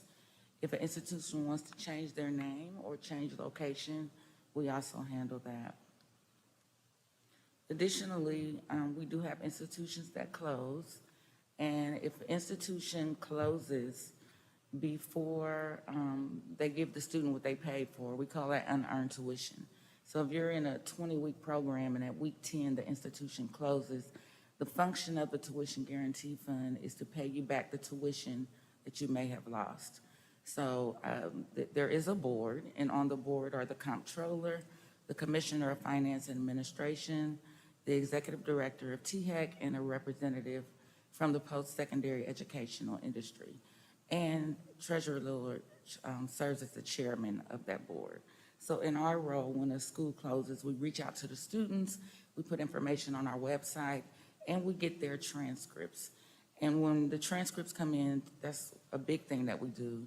We serve as a repository for transcripts of closed institutions. So like many of you, if you went to UT, you can call UT, pay a fee, and they send you your transcript. We do the same thing for these students for institutions that have closed. Also, each institution pays a small fee into the tuition guarantee fund for 6 years. And we work with the treasurer's office, send those notices out, and that account is held at the treasurer's office. And this is just an overview of the institutions that are authorized by THEC as of July 1, 2024. There was 266 institutions. 109 of them have regular authorization, and 67 have optional expedited. To get OEA authorization, you have to be accredited. And so as you see, we have for-profit and not-for-profit institutions, and they enrolled approximately 61,000 Tennessee students in fiscal year 23. I would be glad to take any questions. Any questions for Dr. Bellard Chase? Okay, with that, I will entertain a motion and a second.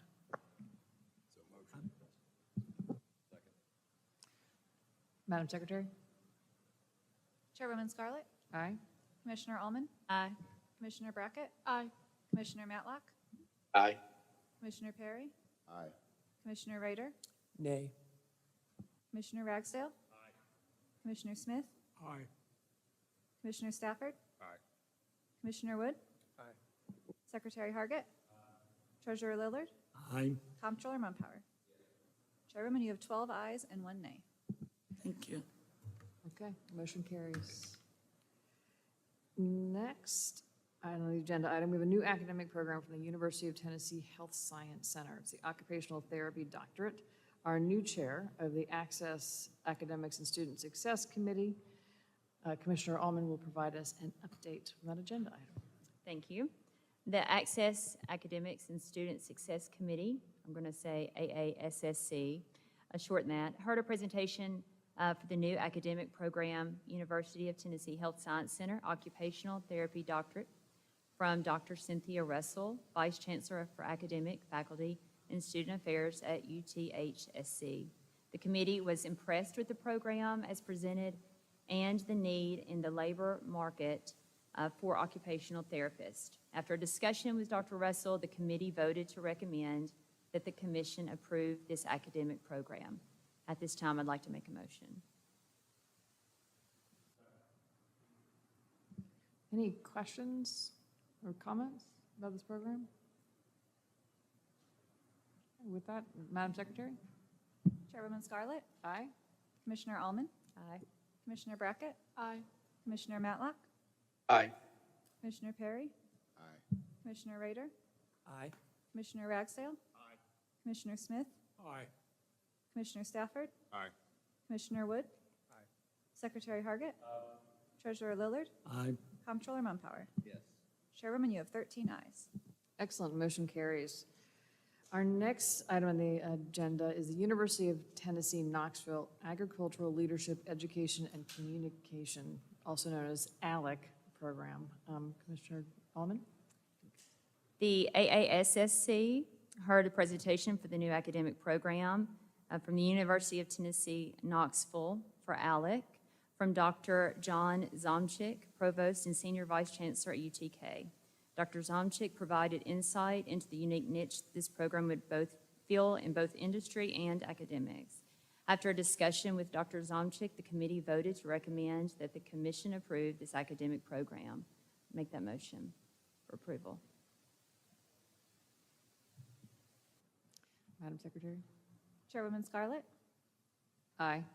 Commissioner Allman? Aye. Commissioner Brackett? Aye. Commissioner Matlock? Aye. Commissioner Perry? Aye. Commissioner Rader? Aye. Commissioner Ragsdale? Aye. Commissioner Smith? Aye. Commissioner Stafford? Aye. Commissioner Wood? Secretary Hargett? Treasurer Lillard? Aye.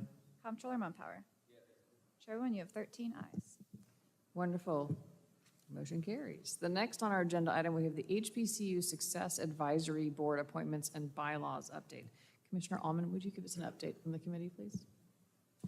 As Comptroller Mumpower mentioned earlier, TSU situation is unfortunate and deeply concerning. Yesterday, we heard from Dr. Mosby, and there are a lot of positive initiatives in place amongst HBCUs across our state. I appreciate her report, her presentation on all efforts. And with that said, the AASSC heard that presentation from, for the HBCU Success Advisory Board Appointments and Bylaws Update by Dr. Brittany Mosby, Director of HBCU Success. The board will now consist of the presidents of the HBCUs in Tennessee and 4 lay members, for a total of 11 members. Additionally, the bylaws are being updated to reflect the new composition of the board and other minor changes. After a discussion with Dr. Mosby, the committee voted to recommend that the commission approve the board appointments and bylaws update. At this time, I would like to make a motion to approve. Second. Any questions or comments about this agenda item? Okay, Madam Secretary? Chairwoman Scarlett? Aye. Commissioner Allman? Aye. Commissioner Brackett? Aye. Commissioner Matlock? Aye. Commissioner Perry? Aye. Commissioner Rader? Aye. Commissioner Ragsdale? Aye. Commissioner Smith? Aye. Commissioner Stafford? Aye. Commissioner Wood? Secretary Hargett? Treasurer Lillard? Comptroller Mumpower? Chairwoman, you have 13 ayes. Excellent, motion carries. Our next agenda item on the regular calendar is the policy revision to our rules of procedures. Scott Sloan, General Counsel and Chief Operating Officer, will provide us an overview of the changes to the rules and then answer any questions. Mr. Sloan. Thank you, Madam Chair. Members, the item before you right now reflects conversations that the board has had the last 2 meetings. We've also distributed this language to you to comply with a 10-day notice requirement that would allow for immediate implementation. You'll notice next on the agenda is the election of officers, so upon approval of this, that mechanism is in place for you to use today. Just a few items that are included in this policy revision. First of all, as discussed, this is introducing a 2-year term for the officers, whereas we've had annual elections for as long as anyone can remember. There is a term limit in place for the chair of 2 years. However, the chair could, after a term off, could be the chair again. This removes the grand division requirements per Comptroller Mumpower's request for the officers. And the chair would be elected from the vice chair positions going forward. We have also incorporated, per the board's request, rotations between the legislatively appointed chair and those that are appointed by the governor. Finally, it removes the summer term that simply required us to do those officer elections during the summer term at the summer meeting. This would simply mean if we elect officers today, 2 years from now, we would have those elections again at the appropriate time. Happy to take any questions that you may have. Any questions or comments from Mr. Sloan? Move the item. Madam Secretary? Chairwoman Scarlett? Aye. Commissioner Allman? Aye. Commissioner Brackett? Aye. Commissioner Matlock? Aye. Commissioner Perry? Aye. Commissioner Rader? Aye. Commissioner Ragsdale? Commissioner Smith? Aye. Commissioner Stafford? Aye. Commissioner Wood? Aye. Secretary Hargett? Treasurer Lillard? Aye. Comptroller Mumpower? Yes. Chairwoman, you have 13 ayes. Wonderful, thank you. Motion carries. The next, and I believe last item, almost last item we have, is the election of the commission officers. This will be for the opportunity to elect officers under the new rules, which Mr. Sloan just walked us through, which will provide us for a 2-year term. The office consists of a chair, 2 vice chairs, and a secretary. In order to accommodate the new requirements that the chairs be selected from the vice chairs and the chair must alternate between gubernatorial and legislative appointees, we may wish to select vice chairs who are from the opposite appointment group as the chair we select. I will now pass the gavel to Comptroller Mumpower, who will conduct this portion of the meeting. Thank you very much, Madam Chair, and thank you, members, for the adoption of the new rules. It is now up to us to elect a chair and 2 vice chairs. I have a motion that I will make. Tara Scarlett has done an outstanding job as chair, and while she has been chair, under this new set of rules, I believe the spirit in which we pass them would allow her, under the new rules, to start today serving a 2-year term. I would like to nominate her as chair, along with, as a gubernatorial appointment, Secretary Hargett, who has served on this commission for 16 years, assiduously, and has an interest in the work that we do as vice chair, as a legislative appointment, and extrapolating it again, alternating back to a gubernatorial appointment.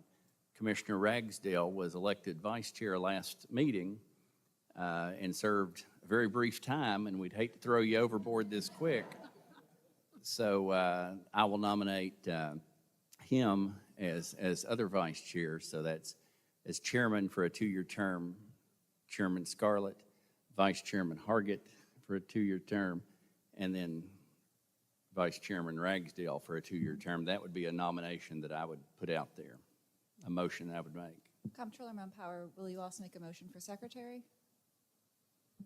Sure. Yes, I will be glad to make a motion for secretary just as soon as I see somebody express interest in that. So let me think about this. Gubernatorial, legislative, gubernatorial, and Commissioner Allman, would you be willing to serve as secretary? As a legislative appointment, is that correct? And I'll make a motion that Commissioner Allman serve as secretary. Second. So I made a motion, I hear a second. What about discussion?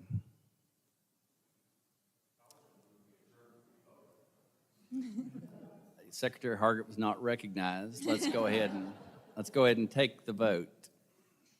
Chairwoman Scarlett? Commissioner Allman? Aye.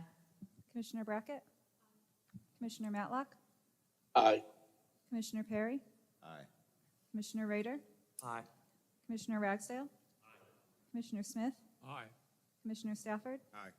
Commissioner Wood? Secretary Hargett? Treasurer Lillard? Aye. Comptroller Mumpower? Yes. Chairman, you have 13 ayes. Thank you all for your willingness to serve. I'll pass this back to officially the chairman for this new term, Chairman Scarlett. Thank you, Comptroller. You can keep your mic. You've already taken the gavel. Our last action item will be the appointment of Commissioner Brackett to a committee, and I'd like to nominate Ms. Brackett to serve on our Finance and Operations Committee. Do I have a second? Any further discussion? Okay, Madam Secretary? Chairwoman Scarlett? Aye. Commissioner Allman? Aye. Commissioner Brackett? Aye. Commissioner Matlock? Aye. Commissioner Perry? Aye. Commissioner Rader? Aye. Commissioner Ragsdale? Aye. Commissioner Smith? Aye. Commissioner Stafford? Aye. Commissioner Wood? Aye. Secretary Hargett? Treasurer Lillard? Aye. Comptroller Mumpower? Yes. Chairwoman, you have 13 ayes. Wonderful. Congratulations, Commissioner Brackett. Next up, we have our agenda item is the Tiger Life and Step Up presentation. Patrick Krolik, Project First Grant Program Manager, will present information regarding Tiger Life. You are recognized, Mr. Krolik. Thank you very much. Chair, THEC Commissioners, thank you very much for having us today, University Presidents, distinguished guests. The Institute on Disability is honored today to present on inclusive higher education is what we're going to talk about in higher ed. Unfortunately, the director, professor of the Institute could not be here today to do this presentation, so she asked me to step in and do it. My name is Mr. Patrick Krolik. I'm a grant manager for an RSA grant with the Department of Education at the Institute on Disability. She asked me to speak because I've been with the Institute since 2017. I've worked in all different areas of the Institute, so my expertise and kind of knowledge versus others may be just more beneficial to this conversation. Really quickly, just to talk about the Institute, to give you a context, the Inclusive Higher Education Program, Tiger Life, is within the Institute of Disability, which is housed at the Department of Counseling, Education, Research, and Psych in the College of Education. So what we do is we are a diverse group of researchers, instructors, and practitioners working with students with intellectual and development disabilities, and we'll kind of talk about that in a little bit, so we have a concept or a context of that as well. There's three pillars of the Institute, and that's where I'd like to kind of start our conversation before we get to the IHEs. There's the research, there's the teaching piece, and then there's a service piece. So if we look on the screen, obviously research, Project First, that's where I'm located. We have a Tennessee Believes grant. Career, job placement, and stabilization is another pillar. And then that middle pillar is the College Campus Transition Program, IHE, Tiger Life. We also have an agreement with, an MOU with Memphis Shelby County Schools, where we have a college campus transition program. This is kind of like the dual enrollment programs that we've kind of talked about today. The students are Memphis Shelby County School students, but they come to the university campus and get a college experience as they prepare to transition to adulthood. And that could be going to a post-secondary program, an IHE, Tiger Life, or going right to the world of work. So let's kind of talk about IHEs. This is a movement and what we're seeing. And if you look at the graph on the right, before we go through the laundry list on the left, higher education programs since 2004 have really grown. And this graph, unfortunately, is not up to date. It stops at 2020. But there's over 370 programs at roughly 4,000 universities in the nation. So this is a relatively new program. And so it's growing in popularity because of workforce readiness. And now we can kind of move over to the left side and look at the laundry list of items. This is a typical inclusive higher education program, criteria for entry, and what the student kind of profile looks like. They're typically non-degree seeking. The Tiger Life program is considered continuing education. Programs 2 to 4 years. The students do get a certificate in community service, typically, from the Tiger Life program. That's what they receive. The population is, as their I can't say it now, I'm losing my thought. They're neurotypical students on college campuses, so they're the same age, 18 to 29. So there's a peer relationship there that the programs try to promote. So what kind of disabilities do we talk about? Well, it's intellectual and developmental. Typically, there's a specific learning disability that student doesn't have or has. It could be related to IQ. It could be having autism, Down syndrome, other neurodivergence, and that's why I got confused on neurotypical, because I read that word, and I got a little sideways there. But the students that come, they interact with the entire university, and that's what's really exciting about this piece, is they work with their peers. They're working with their peers to do things like on-campus organizations, volunteering, internships and externships. The college experience, the students' experience, is just incredible. Extracurricular activities, there's peer mentor programs that are at universities of Best Buddies, if you've ever heard of that, which is typically found in the high schools. But there are programs that are getting into the universities and starting to peer up with the individual with intellectual disabilities. So and again, it's a peer experience. What the programs really want is they want an employment piece at the end. They want to look at workforce readiness. They want to see outcomes in development of work skills and the transition to work after they're done. So let's look at a national picture.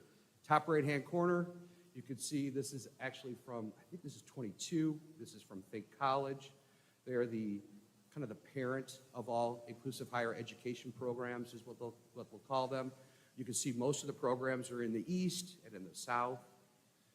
We do want to highlight the institutions in the state of Tennessee, which you can see is on the left.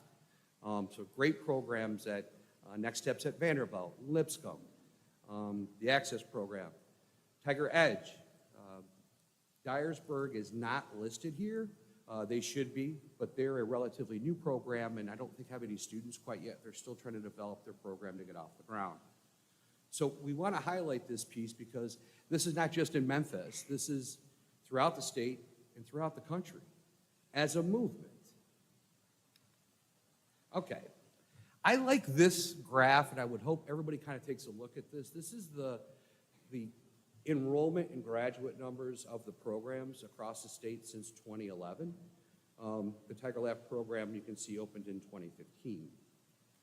But if we look at the bottom line, the total of students who have gone through the program, the University of Memphis has accepted, graduated, or is continuing currently, is about 335 total students.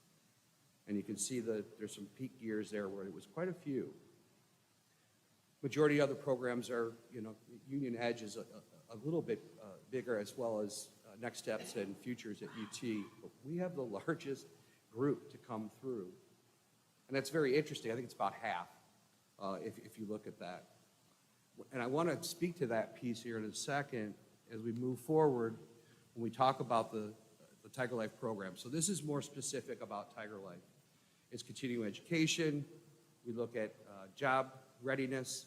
We build relationship with our peers. We're recognized as a CTP, which I mentioned before, which is a college campus transition program. That plays into the fact that the students can receive Pell dollars, and also it allows them to get the Step Up Scholarship. We're going to talk about that in just a second. You know, it's to provide, the goal of Tiger Life is to create meaningful, competitive, integrative employment outcomes. And that's what the Institute's based on, is outcome-based, data researched. The Institute strives on this piece to be able to justify having a program and why a program is important to have on a college campus. There's some criteria there. You must have a documented IEP, and you have to have a desire to be gainfully employed. We asked this question about coming into the program. Do you want to go to work? And it's a very simple question. And most of the students, I'll say 90% of them say, yeah, I want to go to work. And that's a really impressive thing about the clients, the students, the customers that we have in the program. Oh, wrong way. Okay, so workforce readiness, university activities. We're looking at an independent living piece, hopefully in the summer of 25. A couple of the programs in the state of Tennessee do have residential. Lipscomb does, as a matter of fact. Vanderbilt does an on-campus, off-campus, I believe, right now. We're going to have an on-campus living experience, and we're really excited about that piece. A completion certificate, classrooms, they can audit a class. I'll tell a story here in just a second when we get to that piece. It's 4 semesters, 2 years. The internships, and then we have the post-employment program at the end where we help the individual get a job at the end of the time that they're with us. So here's 2 individuals. Otis White, I worked with his family when I was in the Tiger Life program, worked very closely with his financial aid piece, guided them through filling out a FAFSA, made sure that they had completed their Step Up Scholarship, and also made sure that their vocational waiver was taken care of. So in that role, as kind of that administrator for finance, I just made sure they were following through what we asked them to do. Otis ended up working for the Grizzlies, and that's a fantastic organization, and has hired many of the students, not only with like ServPro, but actually with the Grizzlies themselves. So it's a very exciting piece, or Service Master, excuse me. So he was really excited. He still works there. The other one, James Yates, he just recently graduated. He is a Best Buddies ambassador. He sits on their council as an individual with a disability. I saw him just the other day. We had a transition fair at the university, and he was there promoting Best Buddies as an organization that promotes that peer mentorship and collaboration. It's nice to see the faces of the students, to be able to see them and recognize the fact that they don't look so different than me, and how we have to embrace that piece of someone who has an intellectual disability, and that they want to work, they want to be contributing to society, and this is just evidence of that. So here's tuition and financial aid costs, and I thought it was an important slide to put in for you. Again, we've got a 4-semester coursework cost, there's wraparound cost, inclusion cost, and then the additional cost for taking an audit class. We talked about today, the commission talked about tuition. We looked at other tuitions from our peers within the state and came to this full-time, kind of part-time type of cost structure for tuition.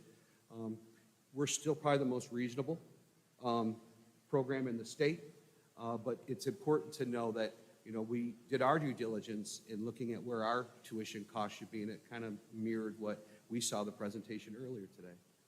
So the State of Vocational Rehabilitation, Department of Human Services provides a waiver. We get the Step Up Scholarship, which is a derivative from HOPE. Mayor Haslam pulled that piece off of HOPE and provided a scholarship for a person with an intellectual and development disability that wanted to go to post-secondary, a tuition waiver, a stipend. They've got 16 months to use it.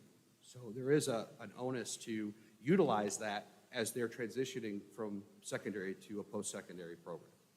Again, being a CTP, a college transition program, they can apply for Pell funding through their FAFSA application. All right, so here's the highlights. We've had 314 students complete the program as of May 24.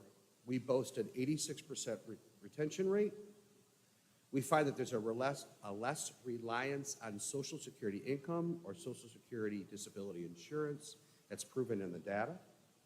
The impacts on the socioeconomic issues, there's independence, there's contributing to society. We looked at the state numbers and the national numbers for unemployment with people with disabilities. State of Tennessee, around 16%. Nationally, it's around 20%. Okay, so here's the big reveal.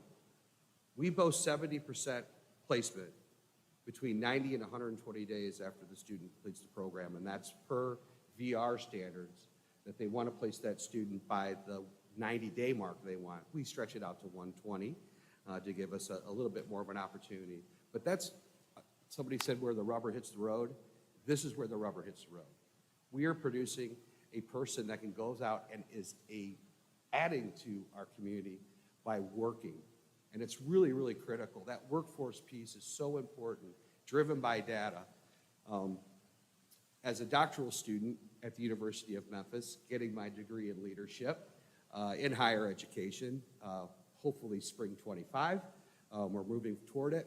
This is a little bit part of my dissertation, is where I studied this piece about employment rates, looking at through a regression and trying to understand that. So we track these things at the Institute itself as data-driven.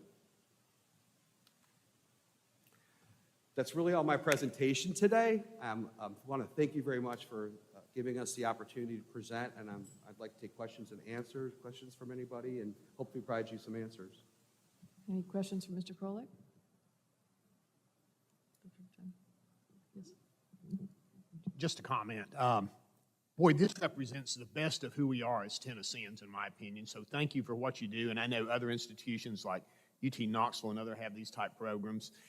This isn't an action item, but I would hope that as a commission, we could just be fully supportive of these types of initiatives across our state, because they're making a very real difference in the lives of people and families. So great presentation. Thank you.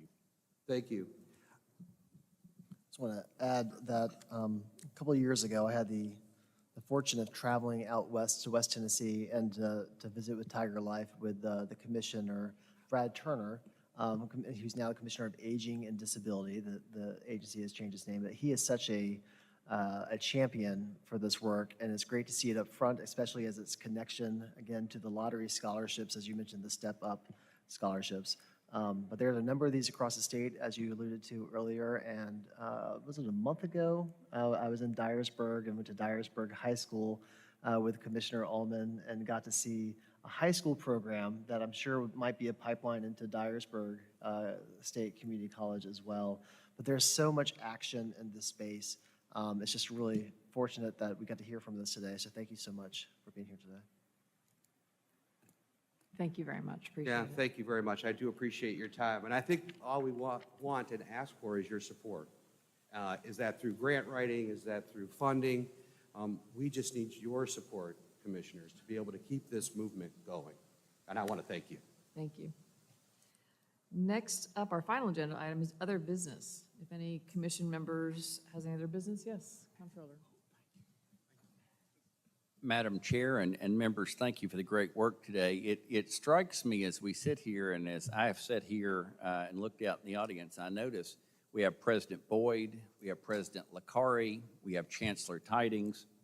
I know we're closing in on noon here, but I think it's just a shame to have them here. We heard from Dr. Hardgrave, and Dr. Hardgrave, thank you and your team for having us here at the Lambeth campus. But I think it would be great to hear just a moment from these other presidents who have traveled so far to be here, just to share what's on their mind and heart and thoughts as we have our last commission meeting of the year, if there are no objections. Please. President Boyd. Thank you, Comptroller. I just took a quick survey and I got nominated. So I'm counting on being able to make a few comments, and all my colleagues in the back will be doing thumbs up or nodding their head positively. So looking around to make sure that happens. 3 quick comments. First off, thank you, Executive Director Gentile, for leading us in that conversation around financial aid. There was a great presentation where he showed all the different ways in which we could invest in our students. And one of the things, Tara, that you talked about at the start was how we need to be laser focused on access and success. And I can't think of a better way for us to make an investment in our students to make them more, provide more access and more success than being able to increase our financial support for them. So I just want a color commentary on that list. First, it wasn't an easy list to come up with. Stephen went through it very succinctly, but there was a list that was probably twice as long of other options. All of the LGIs, UT, TBR all came together, spent a lot of time negotiating, debating, and developing that list. So this was something that we put a lot of effort into. Second thing to note is that we all support it. So this isn't just something that the staff is recommending, but not only is the THEC is supporting it, but every single university is supporting it. Third thing, I think it was Commissioner Stafford that made the comment, well, Stephen, how are you doing in promoting this?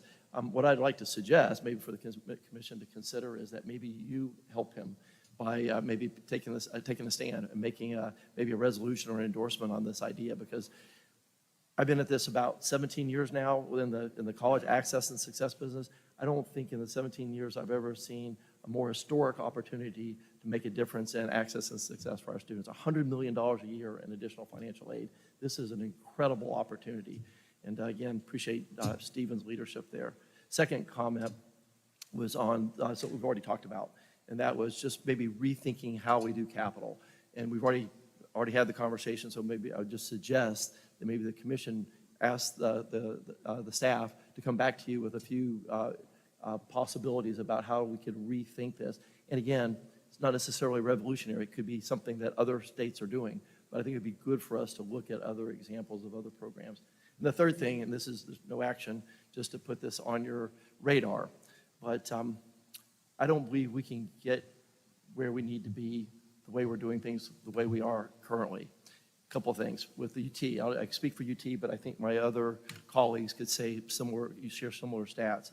So our goal is to go from 72,000 students today to 71,000 by the year 2030. So we've grown by 16% in the last 5 years.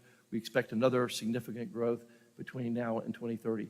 We're going to need more space for that. We've also got older buildings. I heard the comment about our age of our TCATs. We've got 1,020 buildings. The average age is 67 years old. We've got 290 buildings that are over 60 years old, and we've got 60 buildings that are over 100 years old. So we've got an aging plant. We've got $1.3 billion in deferred maintenance. Going forward, we've got a backlog or a plan of about $3.7 billion worth of buildings that we need to build to help maintain that growth. Over the last 10 years, we're thankful that we've been getting on average about $70 million a year for new capital, but you do the math, we can't continue to grow. We can't replace the buildings we have the way we're doing things now. We have an opportunity. The state of Tennessee and the universities have incredible balance sheets. If we can unlock those balance sheets by being able to take on some debt, either institutionally or at the state level, we can help, I think, address this backlog. So again, no action item, just wanted to share that observation that if we're going to continue to maintain the infrastructure we have, if we're going to continue to provide the opportunities for more students to get a great education, we're going to have to think of new ways in which to finance capital. And so I wanted to share that concern and that thought with you. And with that, thank you. Thank you, President Boyd. Just a touch on, yes, President Kari. Thanks for the opportunity to say a few comments from Austin Peay State University's perspective. I'm going to echo a few things that President Boyd just mentioned. The importance of access and the resulting pressure on infrastructure and facilities that creates. Austin Peay, we're very proud to be the state's fastest growing university right now. Our overall enrollment is up 8.2% compared to last year, and a growth rate of 16% over the last 2 years. We're very proud of that in reaching more of Tennessee's students and providing them an opportunity to go to college. 40% of our freshman class, at least 40% of our freshman class this year is first generation, first in their family to go off to school. And most of our students are Pell eligible. So they're coming from households where we give them an opportunity to really change their lives. Very, very proud of that. But we need to grow in our capacity to be able to serve those students. We need to be able to grow in our capacity to continue to meet workforce needs. You know, students in the door is great. We need to make sure we have the program offerings that were aligned with workforce demands. We do a very good job, I think, in ensuring that alignment, but we also need the physical space and facilities in order to educate those students in the way they need to be educated so that they graduate and get going off and get a good job. One example of that is our health professions building that was funded a couple of years ago and is poised to open next summer to be able to consolidate all of our health-oriented academic programs into a state-of-the-art facility. We have others, and you can see the list of needs that universities have. These aren't frivolous needs. These are educational facility needs that are linked directly to our program structures that are linked to workforce demands, right? So a lot of thought goes into those capital projects. We need to figure out a way for us collectively to be able to respond a little bit more quickly and assuredly so that as the president of the university, I can respond to business leaders in the state of Tennessee to say, I can deliver something that will help you hire your next wave of workforce. So, these are, things that are going on at Austin Peay State University that mirror, I think, pretty much the rest of my colleagues' concerns right now. So thank you for the opportunity. Chancellor?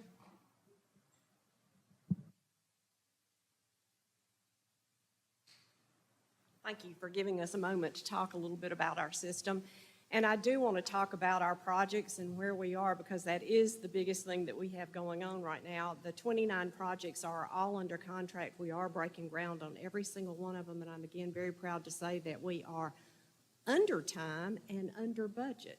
So we're ahead of schedule and still under budget on those projects. We do still expect to be completely finished with all those projects by 2026, and to me that is just a remarkable tribute to our facilities group and to all of the contractors that we have worked with across the state of Tennessee. I cannot say thank you enough to each of you that approved those projects, that brought those project ideas forward, that helped the governor in thinking about those projects, and then to our legislators that voted forward. They are essential to what we're doing every single day. We're awfully very proud of the fact that our workforce training hours, this is in addition to our 4-credit students that we have every year. We did over 1 million hours this past year. That's the most that we've ever done. We continue to increase those numbers every single year. I'm proud that we're meeting the demand of business and industry in the state of Tennessee. And I'd like to clarify one point that I made earlier when I spoke about the 11,000 students. That's actually our turnover rate per year where the graduation are moving through the system. We have over 28,000 technical college students every year in the system. So those are continuing to grow. That's almost a 15% increase this year. And that is a testament to the fact that we're given additional space where we could accommodate the students that we've had on that wait list. If y'all remember the huge wait list that we've had every year for our technical college students, we're continuing to work that down. Very proud of the fact that our community colleges are back up in enrollment. That was a COVID downturn that we had to work through, and we're back. The students are coming out and they are enrolling at greater numbers ever than before, so we're really proud of that. Thank you for talking about our workforce hours, for putting through those suggestions that Stephen put forward for THEC, and we look forward to what the outcomes will be with that when we work with our legislators. So thank you very much. Anyone else that I'm missing in the audience? I do want to touch on two things. One, for the funding ideas, Dr. Gentile, are you going to be able to provide us some more context or information and kind of talking points, for lack of a better term? Yes, I can do that. I can send that out early next week for you. Wonderful. And the other thing, and just to be very clear, President Boyd, I am actually asking for a recommendation for a capital outcomes-based type formula. Good. Any other business? Thoughts, comments before lunch? All right, we are adjourned. Yes. Three never quick mind. comments. Dr. Gentile. Jackson State Gentlemen. Community College tour at 12:30 if you're able. You'll hear from President Rothstein, who's had the highest growth in community college this year at 17%. We have a budget hearing for higher education on Tuesday.